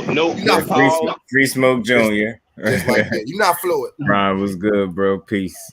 Good with you. How you feeling? Oh, yeah, he told me too light in the ass, man. Ask Floyd. I did to him. Yeah. He started getting bold. That's why Floyd on his line now. I'm trying to tell y'all. Because that story done came out like now. So now he mad at, that's his way of being mad at Spence for letting it be known. Look, man, I touched boy up, man. The people that was there was saying the same shit, like, nah, that nigga was giving Floyd that work. Busted black eye, busted lip. You know what I'm saying? And he's like, Floyd was like, oh hell no. He thought that's what's up, bro. He thought he was gonna get there and dog him. Imagine somebody getting in a high guard, in a tight high guard, protecting their body and head, getting their ass drummed around the ring. That's what it looked like. That's what it looked like. Oh man, that boy, man. It's like, is the fight signed? Damn it, is it signed? Motherfuckers, you keep reporting this shit. That was a younger EJ, bro. Yeah, that's what he said. Yeah.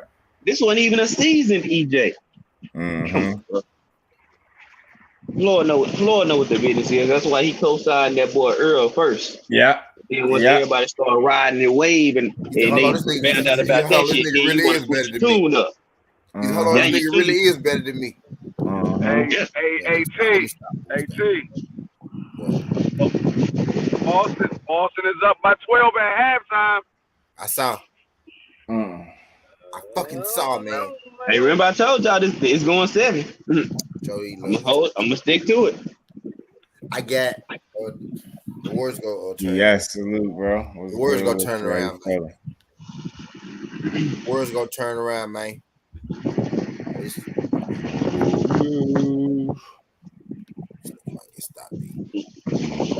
They must forgot. Y'all heard Sugar Ray.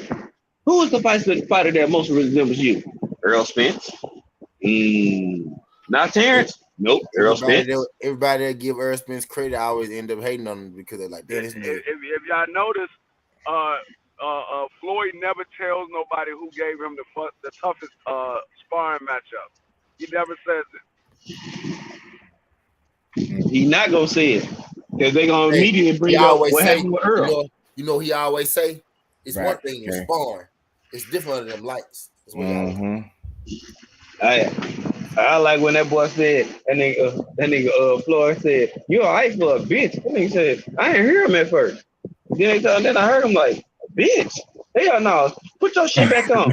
Turn the clock off, nigga. Let's go to somebody drop." I said, "Yeah, nigga, Texas heaviest bitch." What? I'm telling y'all, they don't really want that Texas smoke, bro. I'm telling you.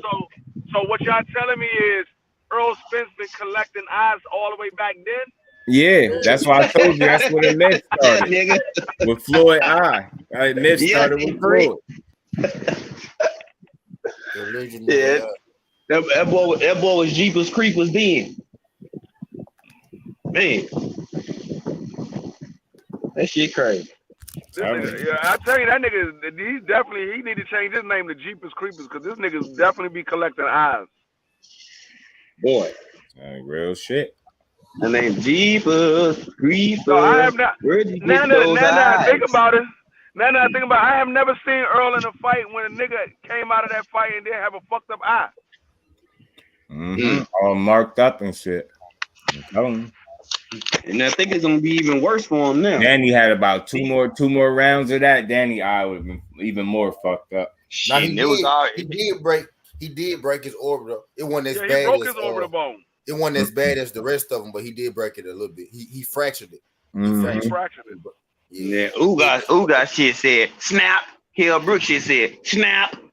Shit. I like when fighters can give a assessment of their fights right after the fight.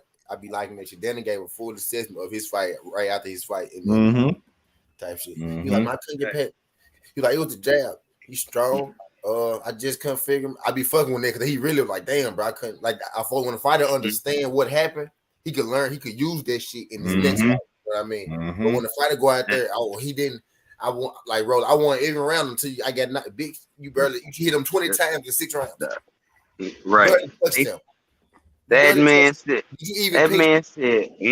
He 3 times stronger than every other welterweight. Not 2 times, 3 times. Bro, that shit is like saying this nigga's a 168 pounder or something. That's not nothing to sneeze at. That's crazy that he said that and he really feel that way.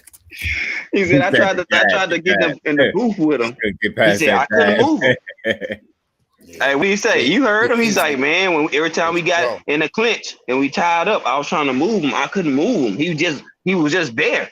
I was like, yeah. It shit hit different.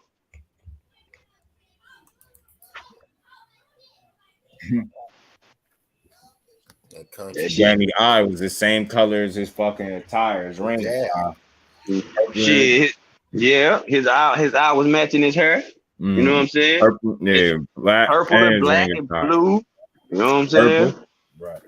Hey, he shit looking crazy. Then Danny got that hook after the bell, and the Earl looked at you like, nigga, that's it. Nigga, don't you know I sparred with Charlos, both of them? And Burley Brooks, who was 185 pounds and shit and sparring like heavyweights and shit, bro. This nigga's in there, bro. And it did get him a slick one in. Then I did get him a slick one in. I was like, man, y'all keep thinking this man gonna get, you know what I'm saying? So many, bro. That again, he wasn't even looking. I mean, the bell had rung. Unprepared shot. Boom. Nigga, that's it. Okay. Hey, that's basically what he kind of done. Like, y'all go put some respect on Errol Spence Jr. name, the man that went head up with concrete. Why is it so hard for y'all to believe that this nigga can take niggas' punches? Not for none. He a tough motherfucker, though. He really is, though. That's a tough dude. Hell yeah. It's a tough motherfucker. And he determined, so make it even like, you know, harder to beat. I'm just like, This man was beating people without even having fat counts, bro. He beat people having fat counts. Like, and these dudes trying their best. You know what I'm saying? Like, y'all got to make this shit make sense. Niggas trying their hardest and their best to beat the man, and he losing weight doing camp. So that means he ain't even working on his game plan, on his technique yet. But we don't know boxing though, y'all. We don't know boxing. So, and then the fact that he was like, "Yeah, I looked okay for 17 months off. Yeah, I looked okay. I'll be much better next time." I'm like, man, I did all right. All right. Nigga, if you would have heard them punches in that arena, boy, shit, you would have got up and thought some nigga was shooting at your ass. Boy. And I'm like, shit. He's like, it wasn't like that. I'm like, shit, you think I would ask my boy if these free? Shit, we sitting in that motherfucker, nigga hit Ugas with a body shot. I was like, God damn, bro. That nigga ribs got to be broke or something. Like, damn, this shit loud. Talking about loud. Man. You know how somebody dropped one of them heavy ass math books on the floor and that bitch got that solid sound, thud sound, boom. I'm like, yeah, that's what it sounded like.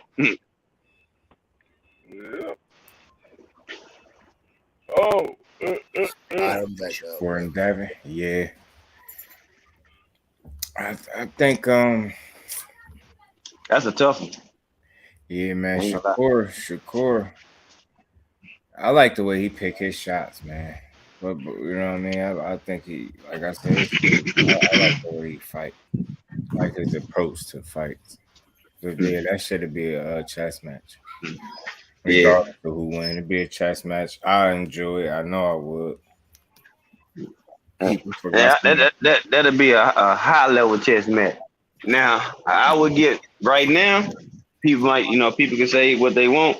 I'm gonna give the edge to Devin because of what he just done. That mental edge, bro. His mental fortitude, bro, and his confidence in himself, knowing that I had all these chips stacked up against me, and I went over there and still did my motherfucking thing. Not just did it, I skunked the nigga. You know what I'm saying? You know, I think, bro, the job. And he learned, he matured as a fighter. What I seen in that ring against Cambosos, not to remove the opponent, his approach, his mental preparation. The nigga was locked in and stuck to the game plan. Fuck what anybody else think. I'm gonna do what I do best. If he keep fighting like that, bro, it's gonna be hard to beat that dude, bro. It's gonna be hard as fuck to beat him. Hard. Especially if you ain't a person that uses a jab yourself. It's gonna be a nightmare for y'all ass. You better jab with him or else he's gonna score points on your ass all night. And it's fast. I'm gonna be the first one. I don't know if I'm the first one, but I don't need to be last. I'm gonna be the first one to give Devin some credit on his durability. Fuck what y'all talking about. I just seen Devin over the last 3 fights take some shit, give some shit, get hit with some body shit, didn't even flinch, move or nothing. Devin got fucking muscles on his back. Stop playing with dude. Dude, the beast out here, dog. Stop playing with that little dude. Boy, that nigga had wings on his back in this fight. I said, bro, for real, dog. I don't know, bro. I said, I ain't do the beast out here, man. And that nigga feet then got faster. I'm like, is it me? But hell yeah. I'm like, is it me? But did Devin feet get faster? I'm like, bro, this nigga is moving fast. But you know what I think you was seeing? They always been that fast, but it's a switch that was turned on. Do you see his eyes the whole fight? Man, they were locked in. Was similar. That's how I seen Tank. His eyes was the same way Tank's was in terms of just being switched on. That's how I like, that's what I call it. When I see that, I was like, man, I don't know, man. They in their zone. Exactly. It's gonna be hard to deter him. He locked in right now. He focused on you, bro. Everything you do, he responding to it. You got some shots off here or there because it's a fight, but he nullified your inside game 100%, not 90 something. No, 100. He completely took that play away from you, which made him the much smarter fighter. You dickhead. You couldn't do what you wanted to do. Talking about I knew he was gonna do. Nah, you didn't know nothing, cause if you did, you wouldn't have fought like that. You asshole. Don't start lying, bro. They ask you one question, you gonna start lying from the rip. Hey, y'all heard Roy Jones? He said, "I told y'all before the fight. He go in here and watch this man and do what he got and do what he's supposed to do, and he do it like in the way he done it with everything against him. He said, "Oh, he's on my pound for pound list. I told you, he go win this fight. He's a pound for pound fighter for me." I said, even Paulie Malignaggi, he ain't never been the biggest fan of Devin Haney. He said, it's pointless for Kambosos to rematch him. It's gonna only get worse. He got beat 12-0. You know what I'm saying? Yeah, that man said, I can't find over the whole fight. I can't even give Kambosos a full minute where he dominated and won the fight. No. I was like, God damn, this coming from people that was not a fan of Devin Haney. That's how you know you did your motherfucking thing when he your had detractor. moments, and them shits was a few. Yeah. I mean, a moment. I mean, he had a few of them, a couple. Like other than that, it was a Devin Haney fight. Yo, he fought the way he wanted to. Man, he made the boy go face first into the ropes, bro. Oh my God, dog. Man, I love that shit. Oh, that shit was beautiful. That nigga was like, "Whoops, got a dollar for you too slow." I'm gonna get that clip where the reporter asked him where he tried to say, "Oh, he just had a jab." Outside of that, we landed maybe 2 right hands. The reporter said, "What about your face?" He said, "It's a fight." What about your face? He said, "I'm pretty sure yours would be the same if you got in there with me." Like, nah. Bro. Nope. Let's rewind. You just try to say he had nothing but a jab, man. What's up with your face, though? Why you that reporter? He had questions, bro. He had questions. He needed answers, bro. Why your face look like that? He was ducking those questions, fam. Bro, he was ducking those questions like that. Hey, did y'all see the clip when he went to the locker room after the fight with George and Devin? Yeah. That man said, he's like, man, Devin thanked him, whatever, kept respectful, woo. That man, that nigga, he said that man had a good jab, a really good jab, like 10 times. It's like, he didn't want to say, man, you got a great ass jab. He just had to keep saying it's good like 10 times. Nigga, you said more than 5 times in the same setting. Go ahead and tell that man he got a great ass jab, bro. Just give it to him. Just give it to him. You want to say it, but you can't say it. It looks better for you. The better you say his jab is, it will explain why you had such trouble dealing with it. You try why you look like garbage. Exactly. You try to discredit the jab now. If his jab was just good, then you just got beat by a good jab, right? So you might want to just give him his and just move on. You fool. Well, it's cool. Good now. Cool. Right. I got to tell you, you have a good jab. You have a good jab. I mean, a really, really good jab. Nigga, say you got a great jab. You itching to say it. Just go and say it. Go and say it, bro. Go ahead and say it. We will appreciate it. I think from here on out, I think every fight he gonna be in gonna be a big fight because he the man, especially in terms of having the belt. So I think it's only up for Dev from here. Every fight from now, it's gonna be a add big on to what you think. What you saying? I think he got 2 more with on that deal or whatever that was. So I think I don't know. Bob Brown fuck around, try to get him beat, and I just don't see why he ain't gonna force feed Loma in there some kind of way. But I think it'll backfire because I really think Dev could beat him. I do. Man, Dev gonna whoop his ass. I'm wrong. I'm cool with being wrong. I have no issue with it. I will just figure out why I was wrong. What didn't I see that I should have seen? Or I will at least look at the fight to try to figure those things out. But I don't mind being wrong. So I just think Dev is here to beat him. Man. You're not gonna dance around him. He can keep up with you in terms of foot speed, and that's a lot of where your success lies. You able to outmaneuver the people you fight a lot, and your feet you be like 2 steps faster than them dudes realistically. So it's like they always behind the 8 ball with Loma, and he able to just work off of that because you a step or 2 behind him the whole fight. So you get what I'm saying? Naturally, he's gonna beat you up if that's the case, but. With Dev Haney, you ain't gonna have that luxury of being 2 steps ahead of him. I just don't believe that'd be the case. If I'm wrong, then show me that shit, bro. Stationary fighters for Loma. They put the same. They the deaf too, and he could do. He might want to do more. Which who knows? He might raise his level. Never know. He might raise his level. Might. Devin is bigger.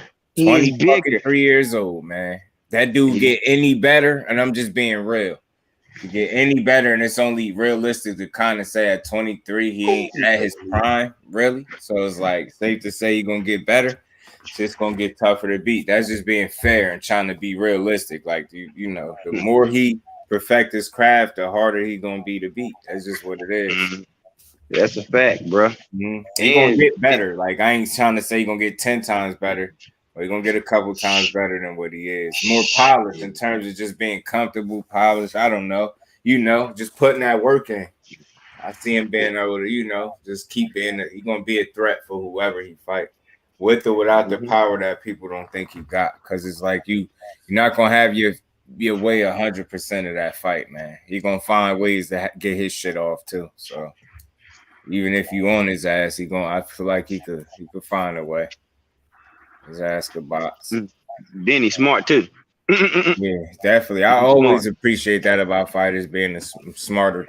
You know what I mean? Because it's gonna be somebody that's probably a little faster, somebody that's stronger for sure.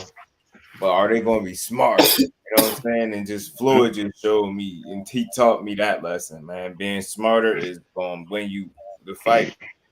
Damn near 10 times out of 10 when you're looking at Floyd. So, or in his case, 50 times out of 50. It's 50. God damn it. Say that shit again. 50 times out of 50. That's why the more I see people lose, I don't hate them for it, but I just sometimes hear it pop in my head. You see a certain prospect lose or some shit like that.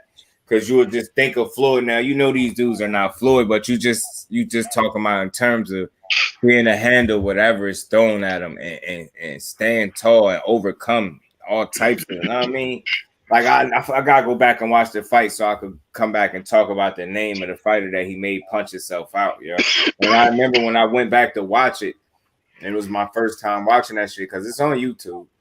And I remember like, damn, I'm Floyd sitting on the fucking ropes like this, bro. Like, why is he letting this dude, like, you know, I know he ain't hurting him, but I'm like, why is he doing this? And next thing you know, he just was like, yo, dude ain't come out for the next round. He went over to, like, the announcer, like, I made him punch himself out. Like, I said, you slick motherfucker, for you to have that much confidence to allow somebody to put them in a position where they could be successful, but you have the wherewithal to understand that this don't suit them best. He's working, he getting some shit off, but he working at a rate way higher than what he used to. I understand it better than he do. He not gonna last long doing this. And I'm like, that to me, that's how I analyze that fight. I'm like, yo, he really was smart enough. You can't tell me he just gambled on that. Nah, he was adamant about him punching himself out. Like, it's no way you can't tell me that that's what he was thinking. Like, yo, this dude, he can't keep up. I know he not gonna keep up. It's just like when he said Zab was a front runner before they even stepped in the ring. And then you see the way the fight play out. The first 4 rounds or so was competitive. Then you seen him slow down, break down. But when you hear him say this before the fight, and then you see it play out, that shit is different, man. Like, this is smart motherfucker, man. He know boxing on another level, I believe. Like, hell yeah. That shit wasn't talent. That was a God gift right there for Floyd. Right. Then you pair that up with the guy gift, along with you being a student and a master student of the boxing game, bro. That shit that's a cheat code, bro. That's a weapon of mass destruction. He like, okay, and you listen to the interview. Floyd, look at your foot plate. Okay, when he throw a right hook, his right foot is tilted in towards his left foot. What? Like, he pay attention to everything. I watched him break down one fight. I said, bro, he know this man's cadence, his movement, his placement. Like, I was like, bro, dog, that nigga smart, dog. Like, and I see why it's hard to beat that man. You see why. And, you know, Devin, he on another page. I'm like, bro, what was more impressive, he told you like 3 times before the fight. The reason my fights look so easy because I handicapped them on their best abilities. Yeah. So it don't look like I'm digging deep. I like the fact that he said that. He definitely said that. Then he kept saying he kept reiterating. What, the clip? I thought I did. Oh, I got it. I'll send it to you. I got all of that. What do you think this puts you in the pound for pound rankings? Now you're undisputed. Then they reset, and then he made him run into the ropes. I got all these clips. So yeah, you know, y'all tell me what you got. If I ain't already queued it up, it's in the works. I got some shit that ain't nobody talking about too. I'm like, oh, just wait. Yeah, that's how I've been thinking too. That's why I call it brushing up on the boxing when I be trying to see it, everything that's possibly going on, and then whatever's going to generate the best conversation for people. Like I said, I don't care about being on media, breaking news. Fuck that shit. We gonna talk about this shit. Fuck breaking the news. I don't care about that shit. Hey, you see my what's the name jumped up too. Tio never gave Loma revenge because it showed her. Yeah, I honestly believe, just the same way I believe Tio will beat Kambosos in a rematch, I believe Loma will beat Tio in a rematch. Why I say that? When he started fighting back in that fight, he won like every round straight except for like the last one or some shit. And it's hard for me to believe if he start earlier, like it's gonna be a much tougher fight for Tio. And he definitely don't move his head, and he got that broken ass shoulder roll that he won't get that up. So he definitely gonna lose again. I'm telling you that, and that's gonna be one of the reasons he got that broke ass shoulder roll that he just won't like take out of his game plan. I know y'all know what I'm talking about. That broke ass fucking shoulder roll to your finger. And why I call it broke? Because he be getting touched up using it, and that means it's broke, motherfucker. You have not mastered it, so you might as well leave that shit alone. Everybody I ever seen do that shoulder roll shit, Philly shell, whatever you want to call it, they get fucking touched up. I seen everybody get touched up. Like everybody else that did it, just maybe aside from seeing James Toney fight like that and do it, and it worked.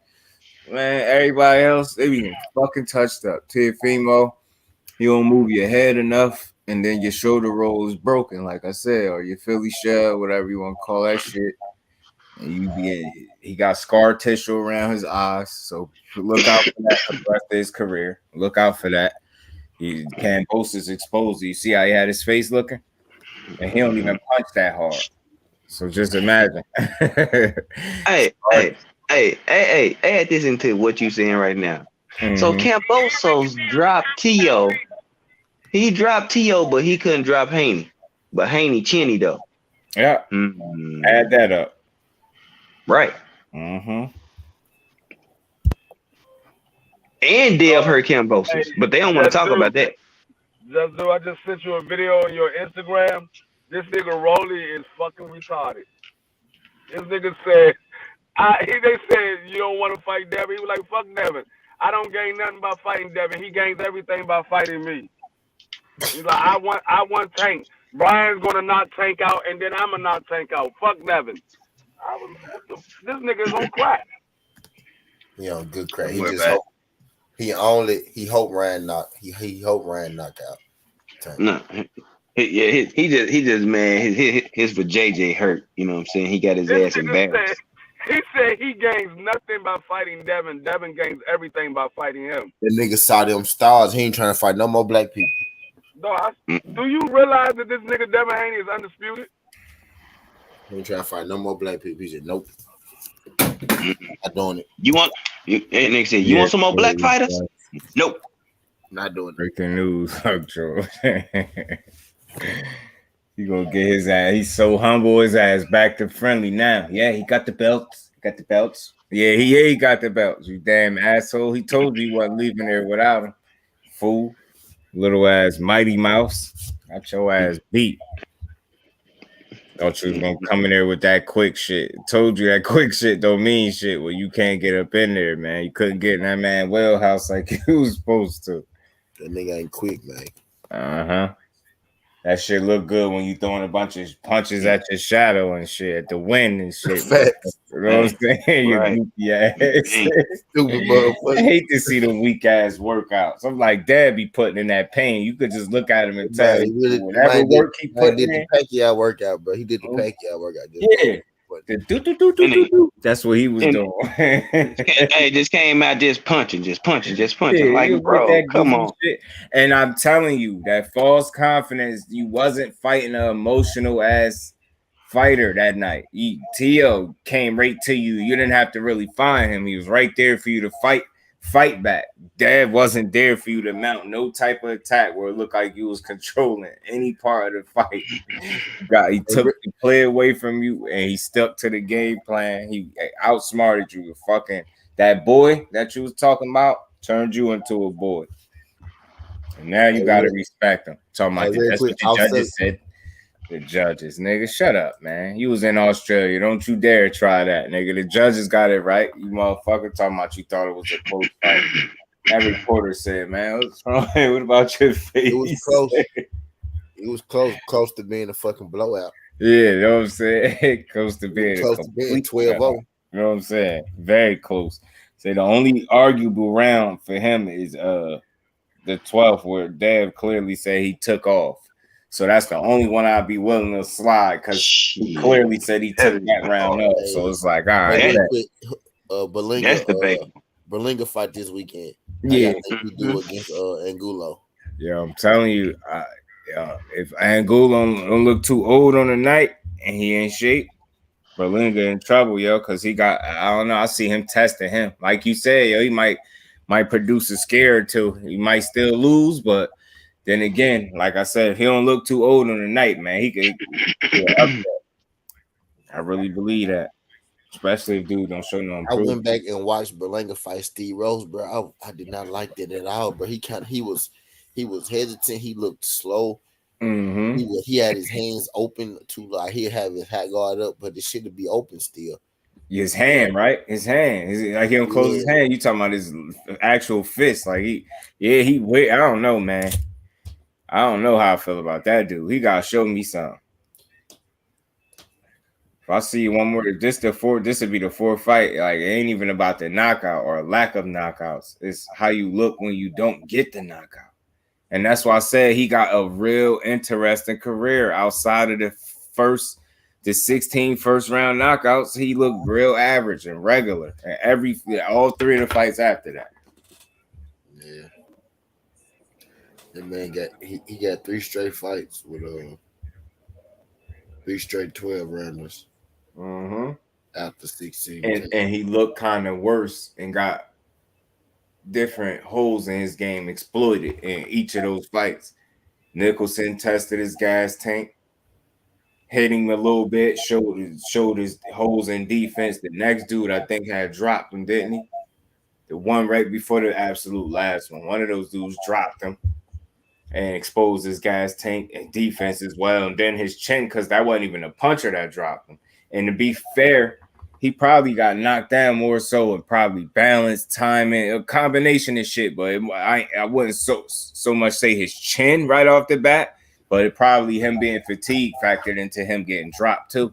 So that can never be a good combination. Fatigue and you know what I mean? You could be touched. It's like, I don't know, man. It's a double negative. Yeah. I think Angulo, if he was any younger, maybe. But I don't know, unless Angulo straight starts Berlinga.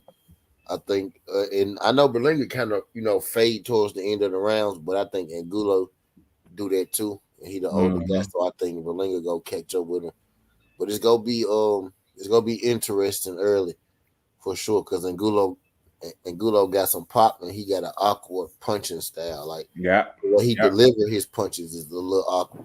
So that could be for a young guy like Berlinga, that could be a problem early. If he can't figure it out. If he can't figure it out at all, he might get stopped. Mm-hmm. But I think he gonna be able to figure it out. You know what I Mm-hmm. mean? You could always go back on Dev and Shakur, how that fight would potentially play out. I always thought from the outside I could see Dev having the success because he long and he fast and he make good decisions from the outside. He just do. I think as the fight is in closer, it's advantage to Tank. So that fight gonna depend on if Tank could get in close and if Haney gonna have what it take to keep him out his wheelhouse. He got to. I mean, that's the questions for me. It ain't so much just a one punch type of deal, but that could be another question all by itself. But that's how that'll play out to me. He gonna use his boxing. What else would he do with a power puncher? He gonna box him. The smart thing to do and make Tank work. The thing is, at some point you expect to get hit, and you just know how that dude punch. And he athletic as hell. He's smart too. It's always gonna be a good fight. And I like both of them, so I ain't rooting against nobody whenever they do fight. It's just gonna be what it's gonna be. It's like a Spence and Bud type of deal. I ain't rooting against one in particular, but I might lean towards one or the other depending on how I feel when that shit happens. But I got my mind made up for the Spence. If I'm wrong, so be it. That dude he determined like a motherfucker. And like I said, I think it's safe to say he could be better than what he was off a layoff. It's only normal to assume that. And that's just picture him 10-15% better than what he was the last time out. Like just something realistic, 10% better, 15% better, 12, whatever number you want to put, 5% better. Let's just think about what you seen him at last time, and then anything better than that is icing on the cake. Because that version of him right there, it'd beat a hell of a lot of people. There's not too many people that I would pick to beat the version of Spence that I just seen in the ring last time. Not really having not having no stamina issues and shit like that. Especially, I gotta go back to them numbers that round where he upped his punch output to something crazy in that round. I was like, that shit don't make no sense, man. He's supposed to be slowing down. He's throwing more.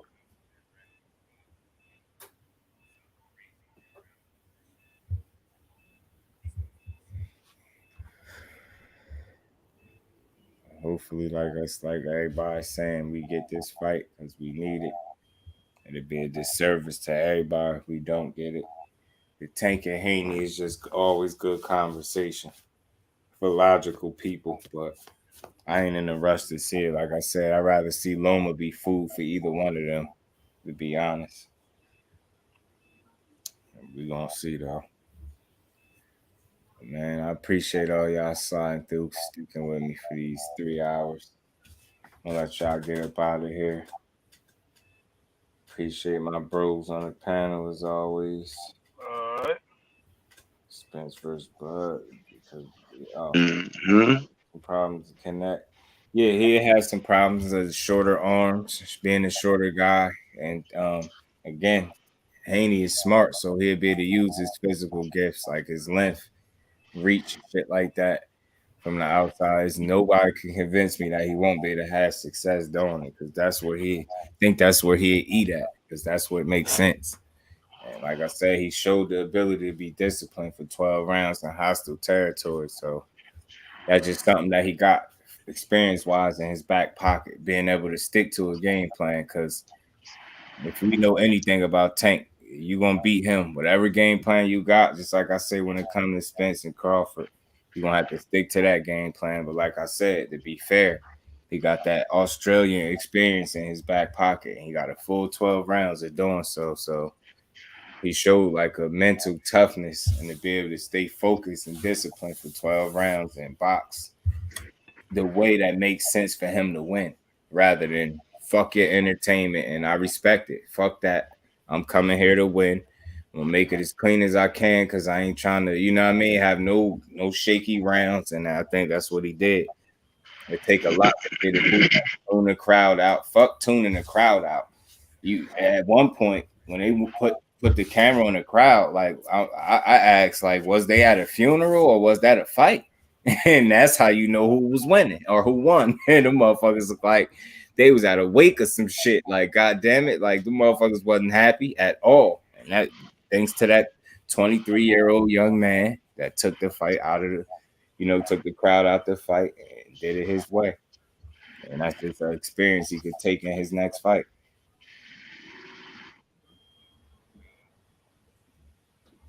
Well, we all know Tank and Kambosos, that's levels to that. So, yeah. Tank can make Dev go in his bag more than Kambosos did for sure. Not to say he can't do it and win doing it, but that shit gonna be a shootout, man. High level, high speed chess match. I'm gonna let y'all bros get up out of here. Appreciate all y'all. Smash the like button if you didn't. On your way out, I'll be back tomorrow with another one. I'll catch you on the other side, my bro G5. Appreciate you, man, bro. As always. Mm-hmm. Oh, you already know, my brother. Good shit, man. You know, y'all will see me in the AM. You know Oh it. man, I'll be there with my broom and dustpan. You know what I'm saying? We clean up crew. We there. We just cooking. we got people clean up for us. The chat members watching them clean up. Interact. You feel me? But man, good shit. T, my brother. Shit, I catch up with y'all, man. You know what I'm saying? I got a few things to whip up, boy. Oh man. Oh, I'll be on the lookout for it. My noti's on, so I'm locked in. I'm about to drop a short. This bitch probably finna do some numbers too. Yeah, I'm on it. Then I'll be on the lookout. I'll catch y'all on the other side for sure. All right, my brothers. All right, salute to the chat. Appreciate y'all pulling up on my brothers. Let's do it. Salute to my bros as always. Hashtag TWT. Winning, man. We're gonna keep winning. I'll be back tomorrow with another one.